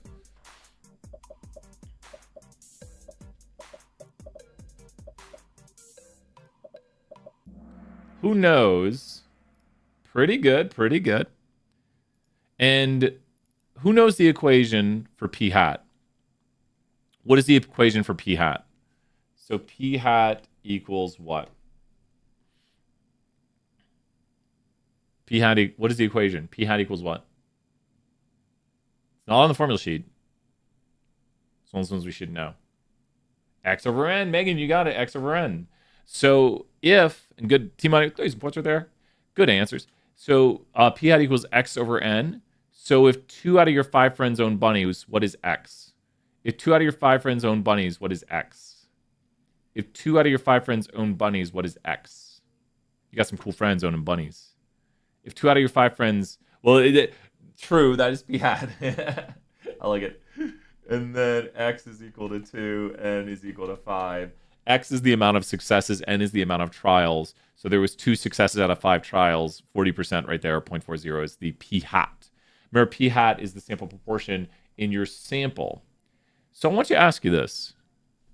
This is a great teaching to the test moment. Do you have to check conditions, calculate p hat? Do you have to check conditions to calculate p hat? Yes or no? Do you have to check conditions to calculate p hat? Yes or no? Now, I want everyone to pause and think. What did we just do a second ago when I said 2 out of your 5 friends own bunnies? What did you just do? When I said you just calculated what? So I said 2 out of your 5 friends own bunnies. N is the sample size. N, I spoke to 5 of my friends. X, 2 of them own bunnies. And so technically failures is n minus x equals 3. There was 3 failures. Failures would be the other side of it. So failures is the ones that don't conform. Like think of yeses and nos. That's what successes and failures basically are, like the affirmative or non-affirmative. So type it in capital letters. Do you actually need to check conditions to find p hat? To find p hat, do you need to check conditions? And we do fail the success failure condition here. But to find p hat, do we need to check conditions? No. We don't. No. Why do we check conditions? We check conditions to see if the distribution follows the normal. The conditions are used to check to see if we can follow the normal and do the mean and the standard deviation for this. So it's used to check to see if we can model it with the normal. We do not need to check conditions to find p hat or y bar. One of your friends owns 2 bunnies. One of your friends owns 4 bunnies. What is the average amount of bunnies that your friends own? One of your friends... Oh, we're going to do conditions coming up here again too. Glamorous. Good questions. One of your friends owns 2. One of your friends owns 4. And we'll make sure we do a big thing on conditions. What is the average amount of bunnies your friends own? One of your friends owns 2. One of your friends owns 4. What's the average? What's the average bunnies? 3.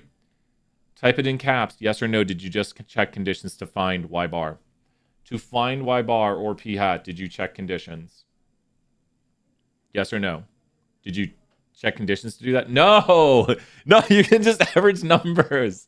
You can find the proportion. You can average numbers. Nah, didn't do that. Okay, so we're going to do some conditions coming up here. Let's continue on. Once again, these are teaching to the test moments. Here we go with the next question. It's close to close. The central limit theorem, which allows us to use the normal model, is very what to statistics? The central limit theorem is super duper important because it allows us to draw out the normal model. The normal model is what allows us to do the 68, 95, 99.7 rule.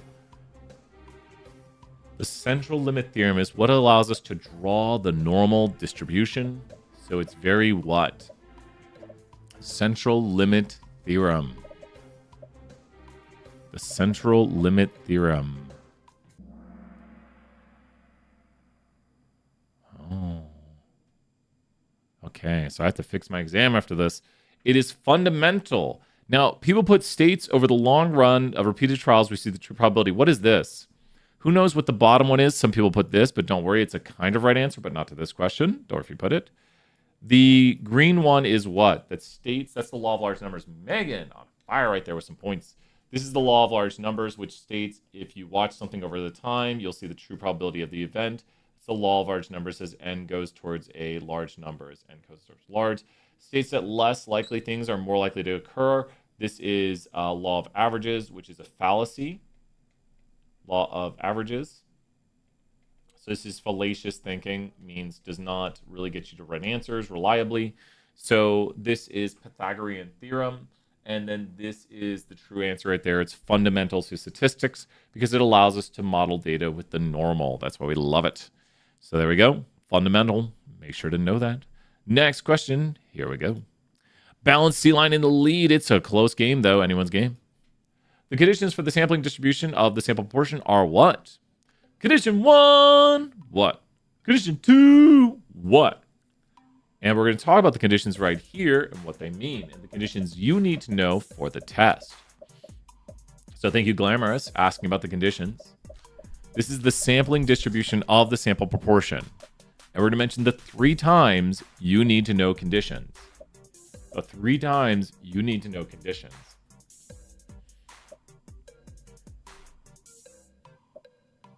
Okay, good work. Okay, and pretty good work because people got the other one, which is correct for chapter 14.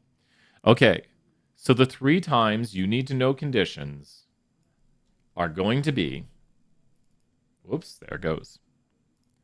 Put them on here. Chapter 7, chapter 13, and chapter 14. First one is QQ, straight enough, no outliers, plot doesn't thicken.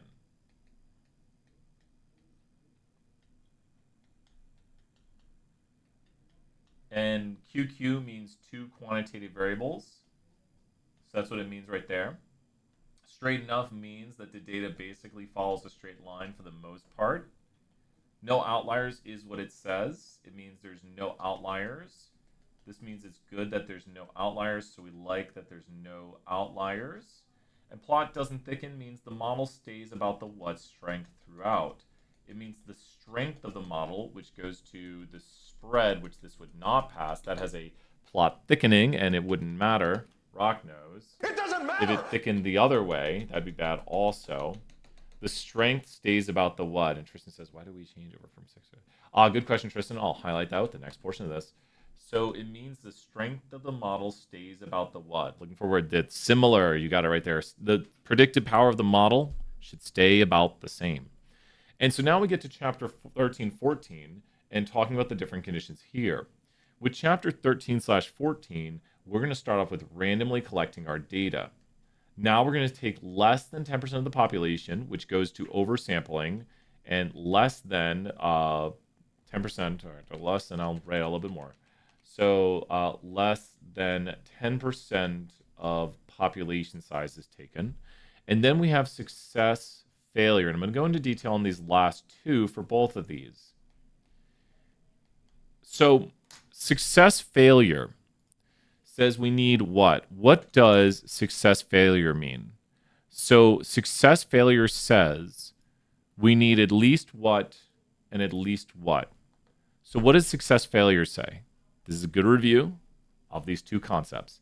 Success, failure says we need what? What does it say? At least what? Well, you're thinking about, it's not percent this time. It's going to be that NP and NQ are both greater than or equal to 10, at least. And Glamorous, great work today. Good practice. At least 10 successes, at least 10 failures. So I want you to think about this. If I talk to 200 UT students and 60% are in state, like from the registrar, how many expected successes would I have? Success is just a student's in state. And this is expected, not what I see in the data, but you'd say, Brian, you should expect this many in-state students. How many in-state, if I know there's 60%, and Megan's got it right there. So if I expect 120 successes, how many failures would I expect, which is just not in-state? How many failures would I expect? If I expect 120 successes found by 0.6 times 200, I'd expect 80 failures. And look, successes and failures adds up to 200. Now, since I passed these conditions, the central limit theorem is met, and I can now say my data follows the what? Since I passed these conditions, I can now say my data follows the what? My data follows the what? The normal model. Yeah. Nice work. Wow. So, but how about this? What if we say only 1% of students are from Alaska? Well, how many students would I expect to be from Alaska now, which is the amount of successes? So if only 1% of students are from Alaska and I talk to 200 students, how many students would I expect to be from Alaska out of UT? Of the 200 I speak to, I should say. Out of the 200 students I speak to, I'd expect only how many? Close, Megan. Double check the decimals. Yes. I'd expect 2, just 2%. Or 1% of 200 is 2. And then how many students would I expect to not be from Alaska? Don't worry, lots of practice. I'd expect the students not from Alaska to be 198, 99% of it, because that's Q. And so now, because I don't meet the conditions, the data doesn't follow the normal. Does that make sense? If you meet the conditions, the data follows the normal. So the success failure condition says you need at least 10 successes, at least 10 failures.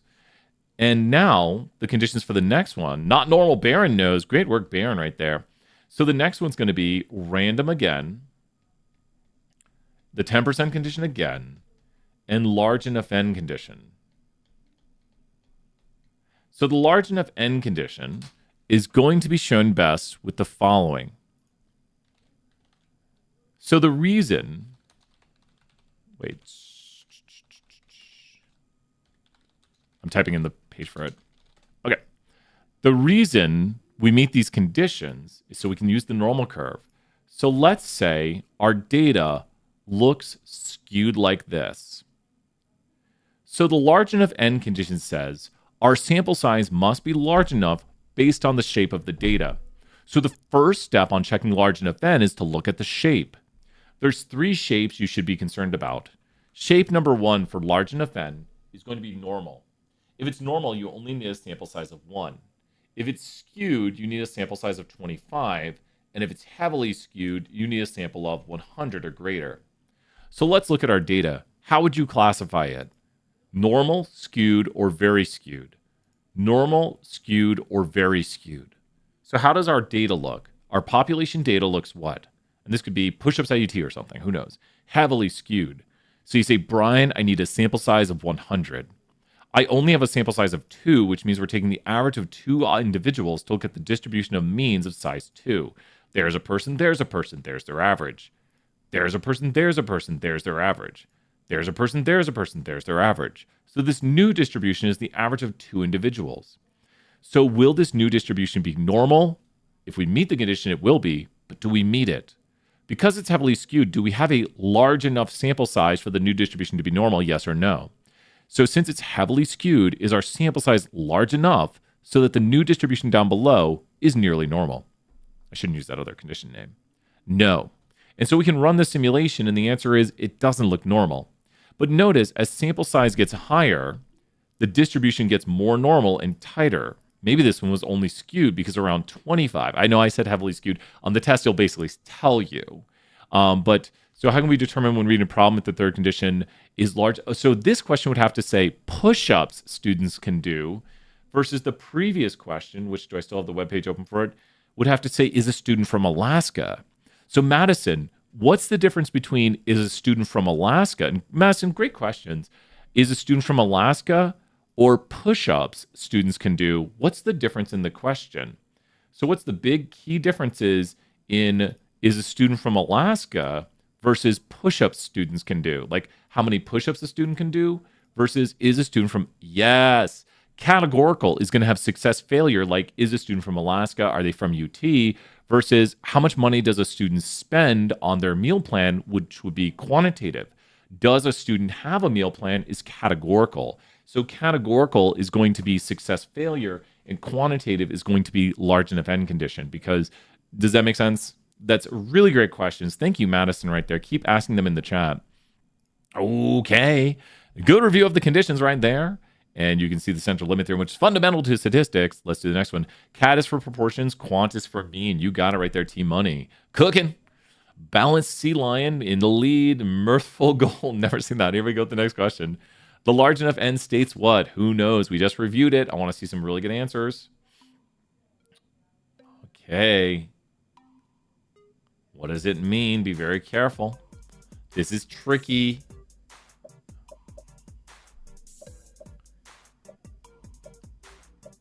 Who knows from that review? I'll love it if half the people get it. I know these are all very similar. These are all very, very similar. That's pretty good. And a lot of people chose this one. Oh, wait, they chose blue. It'd be less normal. So if you look at this right here, you see the less normal it is. Basically, the more skewed it is, the larger our what needs to be, our population or our sample needs to be. The more skewed it is, the larger, yes, the larger our sample is. Yes, N is sample and I should. So you see, this says, is it less than 10% of the population size? Is our sample is N less than 10% of the population size? And then lowercase n is sample size. So the less normal it is, the larger our sample size needs to be. True. The population size won't really matter. The less normal it is, make sure I say it right, the larger our sample size needs to be. And then we drew it out up here. Good question/answers. Let's do the next one. Balanced C line in the lead. How do we check the 10% condition? Ooh, if you know the notation, Megan just put in the chat, this might help out. So I'm going to write a question after this to see if you can get it. We're doing great on time. I think we'll end very close to 1. Really good. 3 hours of review this morning. All right, ready for some break.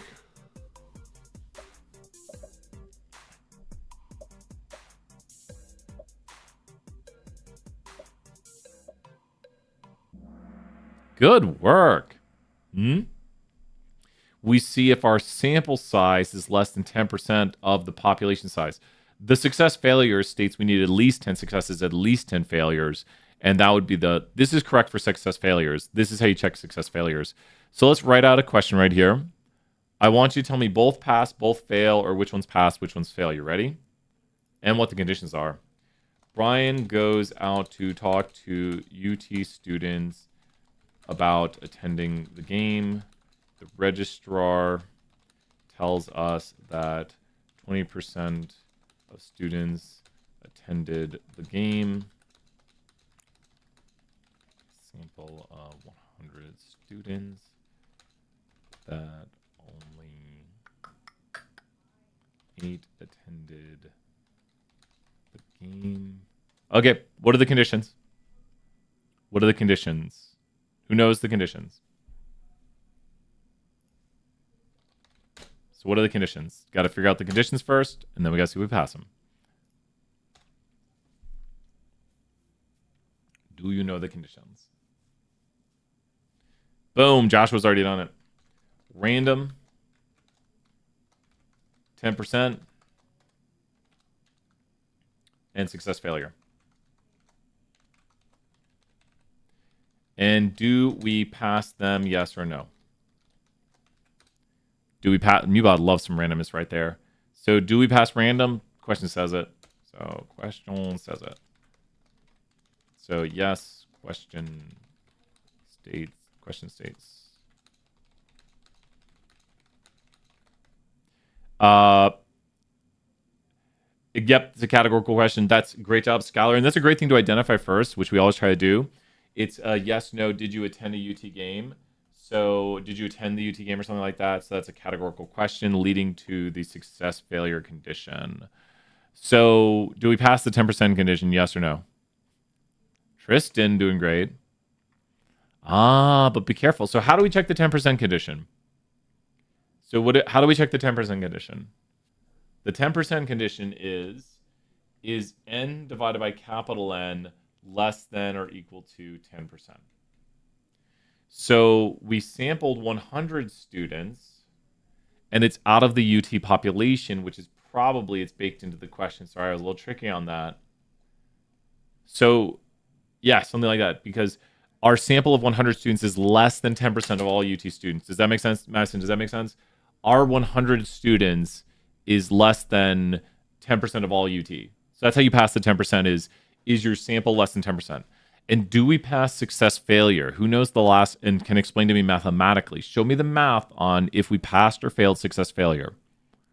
So success failure is NP is greater than or equal to 10, and NQ is greater than or equal to 10. So you have to find, we already know what N is. Sounds like I'm saying N is. So now we have to find P. Careful, Joshua. That's why I made this one tricky. I purposely made it tricky. That's actually, you have X right there. That value is X. Skylar, nice job. And don't worry if you got it wrong. This is practice. I purposely did a bit of a trick question here. This is P. So what is Q? If P is 0.2, what is Q? Skylar's got it. If P is 0.2, what is Q? Because it says the registrar tells us this. That means it's a truth from the population. And you see that 20% of the students, yep, people are doing Q pretty easily. Nice work. So if P is 0.2, Q is 0.8. I'm blocking it.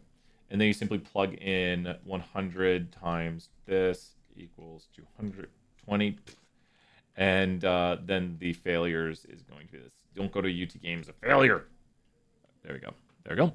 And we pass. So pass. And then it's kind of weird that we only saw 8. That'd be a very unusual sample. Maybe our sample wasn't truly random. Who knows? Okay, we've got the conditions checked out. Let's do the next question. Pass them all. Rotowave knows. Rotowave bomb worth 100,000 points. Everyone give shout-outs. Rotowave, I hope you're doing well. We see Rotowave jump in the chat. We give out some crazy points. Let's do the next question. Rotowave, one of our Stats 1 legends. How do we check the success failure condition? I thought we just did that, right? Oh, no, we didn't. We just did the other one. I think Rotowave, I always say this. I think 3 classes, right? I think 3 classes. So I'm very proud of that. And Rotowave was also here, like, I think right when I got back. I don't know if you had one online and then I came back for people online or for people who'd watch the Kahoot later. I need to make sure I don't block the questions. I feel like maybe you took 2 of them when I was in Texas. Gosh, it was forever ago when I was in Texas. Nice job. We see if both NP and NQ are greater than or equal to 10. That's how we pass the success failure condition. Okay, we just reviewed that a lot. Let's do the next one. Balanced C line in the lead. The success failure condition states which of the following. This is a teaching the test moment. I did 2 online and 1 in person. There we go. 3 classes. Then you would have been when I was in Texas because I started, I taught a lot of classes online in Texas that I don't teach online now. I actually like online better. I do. I'm more used to it. I can do more, like I can do this. I can disappear. I can reappear online. I got so used to teaching online. I got good at it. Not that I'm bad at teaching in person. Can't do that online. Yeah, it was 320 when you came back. Yeah, 320 exactly. And so you need at least 10 successes, at least 10 failures. It does not state binary. You got a coding duck. I still hope you have your coding duck. Look at that. His beak is translucent. You can't. It's yellow.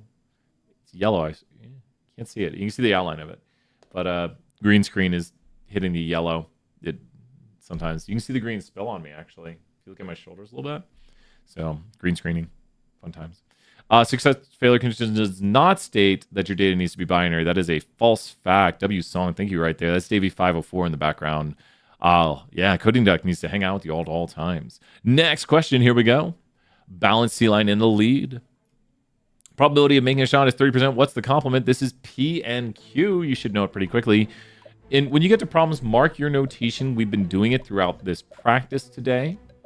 So if you find P, which is the probability of making the shot, you should find the probability of not making the shot, which is the complement. So if something either happens or it doesn't happen, P and Q add up to 1. And we use them when doing chapter 13 and chapter 12. So P and Q add up to 1. So you have a 30% probability of making a shot. You have a 70% probability of not making the shot. Glamours, thank you so much. If anyone wants to say, is anyone here visiting from another class? Would you say the exam 2 is pretty evenly split? I think a little less on the later ones. I think chapter 14 we're going very light on. So chapter 14 very light on. Okay. Here we go with the next question. Let's do it. Charles Quick's class. You know, Charlie Quick. It's don't worry. Couldn't ask me how to spell it a long time ago. Enes is my goat. Enes is awesome. I was saying huge thank you. Thank you. I got to give Charlie a shout out and Enes a shout out. I took Charlie's class 20 years ago. And he's still got the picture of me from it. He used to, because we didn't really have the registrar, so he tried to learn his students' names. And I'm like sitting back, I'm just like, such a horrible picture. I look like such a little loser. Still am. Just bigger now. But it was, yeah, Enes. Shout out Enes. Enes is so amazing. Enes, so glad. Amazing teacher. Shout out to Stacy Espinosa. Who else we have teaching? We have 2 PhD students teaching. Shout out to them. They're always asking for advice and working super hard. I don't think Tao's teaching. I'm trying to remember their names, but shout outs to our PhD students doing a great job, getting a lot of experience, and also working with us. Terry's doing a lot of mentoring. So shout out to Terry Higgins right there if you're watching this in the future. So Spanbauer. Wait, Spanbauer? Oh, you took with Spanbauer. I was like, Spanbauer's not teaching 201 right now. Shout out to Adam Spanbauer, an absolute goat right there. He is a genius. Amazing guy, Adam Spanbauer. I was like, is he teaching 201? That's all I was right away. So here we go with the next question. Let's do this. Balanced C line in the lead. The law of averages is a fallacy. The truth is what? So the law of averages is not really a law. Fallacy means it could get you to the right answer, but not really. Imagine I said my magical pen, when I drop it, wherever it lands, that's where the right answer is. And I'm like, oh, it landed on the right answer. Well, unless I'm like, who knows? It might be magical. But it's fallacious thinking. And there's a lot of fallacious thinking, like non sequiturs.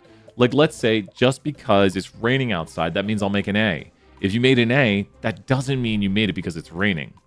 At least we don't think so. So the law of averages states, if you're at the casino and you're losing, you're due for a win because it'll average out. No, that machine doesn't care. To that machine, it doesn't matter if you're winning or losing. It's not going to be more likely to win because you've been losing. So the past events do not influence independent trials. That's what the truth is. Okay, balanced C line still in the lead. Next question. Here we go. To calculate p hat, we must meet the 3 conditions. I didn't see it. Let me look at that. Baron, I'll take a look and find the answer to that while you answer this one, which we did review earlier. We're on question. What was green? I actually have to look at the video because it mixes it up. Okay, so I'm going to pull up the video right here in the background. Okay.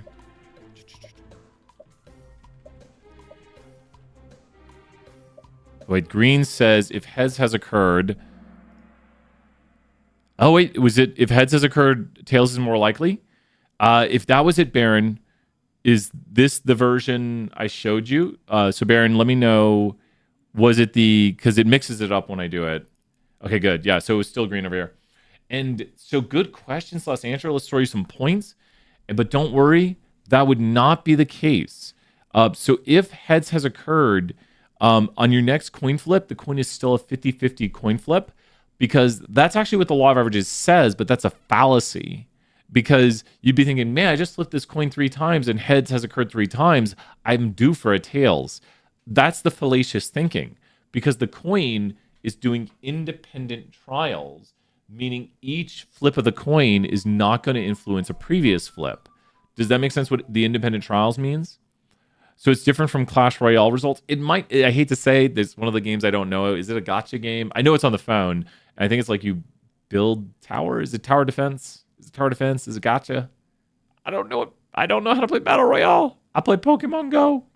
I think if you catch a shiny on Pokemon Go, the next Pokemon you click on has an independent probability. So if you're like, man, I haven't caught a shiny all day. I'm due for a shiny. That's law of averages, which is fallacious thinking. You're not more due for a shiny Pokemon because you haven't been getting one. If you get one, you're like, see, I told you I'm going to get one. No. You just used fallacious reasoning to get to the right point. It's just happenstance. It's tower defense and attack basically. Rotowave knows all. Rotowave knows it all. Okay.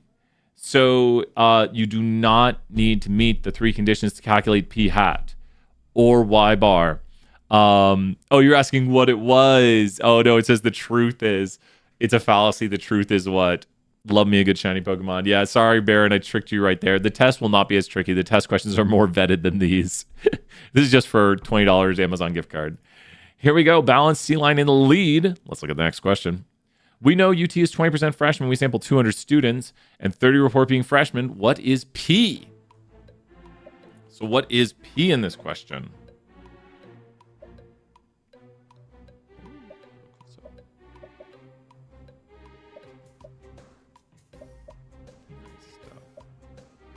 My wife back real quick. Yay! Okay. What is P? So who knows what P is in words? Who can tell me what P is in words? What is P in words? Zariah, good to see you here. It is recorded. You can join in at the end if you want. What is P in words? So what is P in words? Basically, Josh, you're basically right, but be a little more specific. P, you are right. It's proportion, the true proportion. Different from P hat, which is a sample. So when we say we know UT is 20% freshman, that is P. Now, what is 200 in this problem, and what is 30? What is 200 and what is 30 in this problem? Maybe. What is 200? Just write 200 equals this, 30 equals this. What are these in this problem? Well, close, Megan, close. This is n. Lowercase n, though. Lowercase n, that's lowercase n.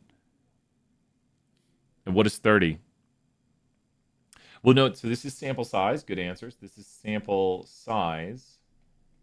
That's the size of your sample. X. Yeah, this is X, which is successes.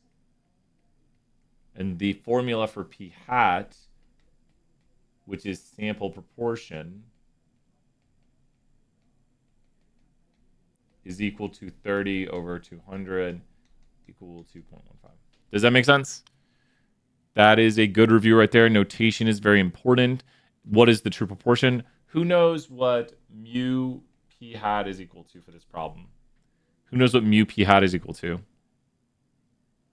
Who can solve mu P hat? What is mu P hat going to be in this problem? Yeah, it's just that. It's P. So you just literally plug that in. And then we can find Q. So Q equals 1 minus P. Q equals 1 minus 0.20. Q equals 0.8. And we can use that to find the standard deviation of P hat because it's P times Q over N square root. P times Q over N square root. Running out of room. 200. So P times Q over N. Great job, Team Money right there. Let's look at the next question. Maybe that helped out. Take a look at what it says. UT is 20% juniors. From 80 students, 30 are juniors. Find the mean of the sampling distribution. Find the mean of the sampling distribution. Find the mean of the sampling distribution. So what's the mean of the sampling distribution? Who knows the mean of the sampling distribution? So what are you looking for? It says the mean of the sampling distribution of P hat. That's P hat right there. Oh, did I miswrite it? That'd be P hat, which is the sample proportion. Well, what is mu P hat equal to? It says find the mean of the sampling distribution, which is this. So on your formula sheet, what's mu P hat? So what is mu P? Who knows what mu P hat is? It's P. So it's just... There you go. Mu P hat equals P. There it is right there. It's just the mean of the distribution of the sample proportion. Remember, this is expected sample proportion is equal to true proportion. The expected sample proportion is equal to the true proportion. And this is P over here. This is N. This is X. Okay, next question. Let's do this. Balanced C line running away with it, but we still got a tight leaderboard below. We know UT is 20% freshmen. We sample 200 students, 30% being freshmen. What is P hot? Your chance to review. That's why I did the problems. See if you can get them. What is P hot?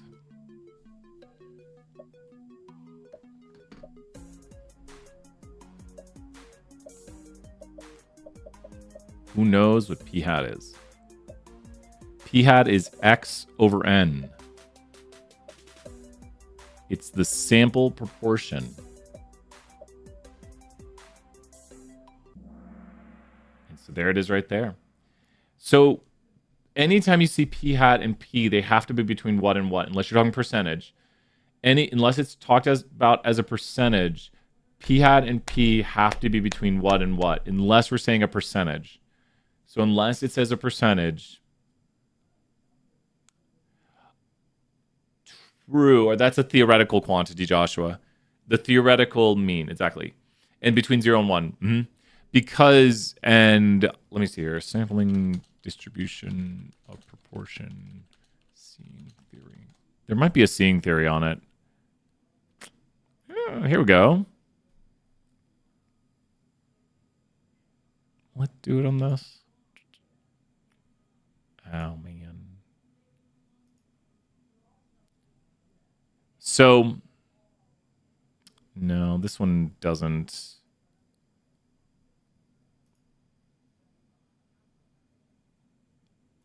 No. I was trying to find a seeing theory. I like the seeing theory site. So, couldn't find it. Trying to find something on the fly. In this problem right here, if you're looking for p hat, what two values do you need to find p hat? To find p hat, find what and what?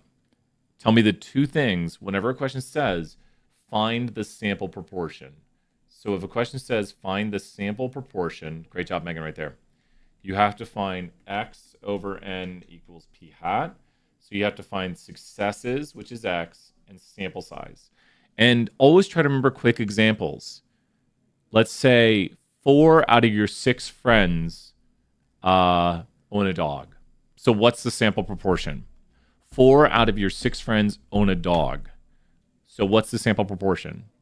4 out of your 6 friends own a dog. So what's the sample proportion? What is the proportion of your sample? Boom, Joshua got it right there. So always think X is the number of successes, 4 friends out of the 6. Total sample size, own a dog. So good work right there. Only a few more questions. Let's see who wins this Kahoot. Balanced C line. I think you might win it, but you never know. Let's do it. UT is 20% juniors. From 80 students, 30 are juniors. Find the standard deviation. So once again, go to the formula sheet. On the formula sheet, you will see the standard deviation right here. P times Q over N square root. P times Q over N square root. So let's take a look. We have to find P times Q over N square root. And this is going to be P is the truth, which is this. So P equals 0.20. Q is 1 minus P. Remember, they both add up to 1, so you should be able to add them. So we just do 0.20, or P times Q over N square root. N square root. Make sure it's of the whole thing, not of the square root of. And so that's 0.20 times 0.80 over, was it 80? There we go, 80. And equals, and it's going to be a 0.045, I think, down the, well, it's going to be this one down there. There it is. Nice work. That's the answer. Let's do the last 2 questions, see who's going to win balanced C line in the lead. Here we go, the last 2 questions. We know the average student is 67 inches tall. What? With a sample 100, what is the mu y bar? Yeah, it's a good best friend right there, Skylar. We know the average student is 67 inches tall. So what is that quantity? Who wants to tell us, if we know the average student is 67 inches tall, what is this quantity in notation? If we know the average student is 67 inches tall, what is this quantity in notation? Start identifying your notation. If we know the average student, not quite Y, good guess. We know the average student is, it's not Y though. If we know the average student is 67 inches tall, that is like, well, it's not Y bar, that's not from a sample. It's not from a sample we find an average of 67. Y bar would be from a sample we find an average of 67. It is mu. When we say we know the average student is 67 inches tall, that is mu, stated for the population mean. Great job, Tristan. And then with a standard deviation of this is sigma, and then the sample size of 100 is n. So mu y bar equals what? Because it says what is mu y bar? So mu y bar is equal to what? What is mu y bar equal? Like mathematically, mu y bar is equal to mu. So there it is right there. That's all you do. Mu y bar equals mu. Then the average of the sample mean should be about 67. Last question. Here we go. Balanced C line, but it's neck, and that's going to be a close one right there. Marvel's goal. Who knows? And the 0.3 is the sigma, the standard deviation of the population. Here's the last one. Same data. What is the standard deviation of y bar? So what is I want to see how many people get this. Ooh, so happy. What is the standard deviation of y bar? I could pop this back up. Mu y bar is mu. Mu y bar is mu. But remember, this is not a multiply. This is saying the expected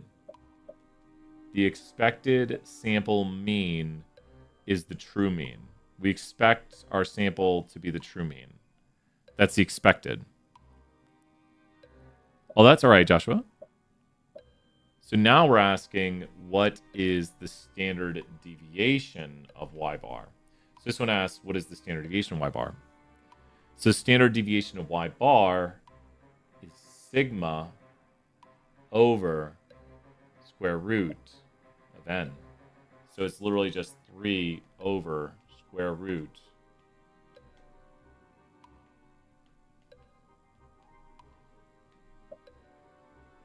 There we go. Pretty good, pretty good. Sigma over square root of n. So I just put some random numbers down there, and it wouldn't remain 3. It would get smaller. And that's the original data right there, Tristan. You got it. So good work. Remember, make sure to email me at bstevens@utk.edu from your UTK email account. Tell me if you got first, second, or third for those Amazon gift cards. Let's see who won right here. I'm going to eat some lunch and do some fixes for the test. If you swing by office hours in person, which is awesome, I might be in my office trying to fix things. Marvelous goal. Make sure to email me. We got here mirthful goal. Wait, is that 2 goals? All the goals. Good name to have right there. In first place, Balanced Sea Lion doing an amazing job. Please email me. I want to see who all these winners are. Maybe we got some winners from my class, winners from other classes. With that, tell your friends if you learned something, especially if you did well on the test and you attribute it to this Kahoot. Tell your friends I did the Kahoot so we can have a whole bunch of people here for the last Kahoot of the semester. But thank you, everyone, for being here. I'm going to save the video recording. I'm going to make some fixes because there's a broken part of my test right now, and I got to fix that. But until then, we'll do our fun outro. You know what? Let's do an outro right here. Openings. And here we go. Shattered version 2. Zariah, bye for now, everybody. I'm going to fix things up. Bye, everybody. Bye.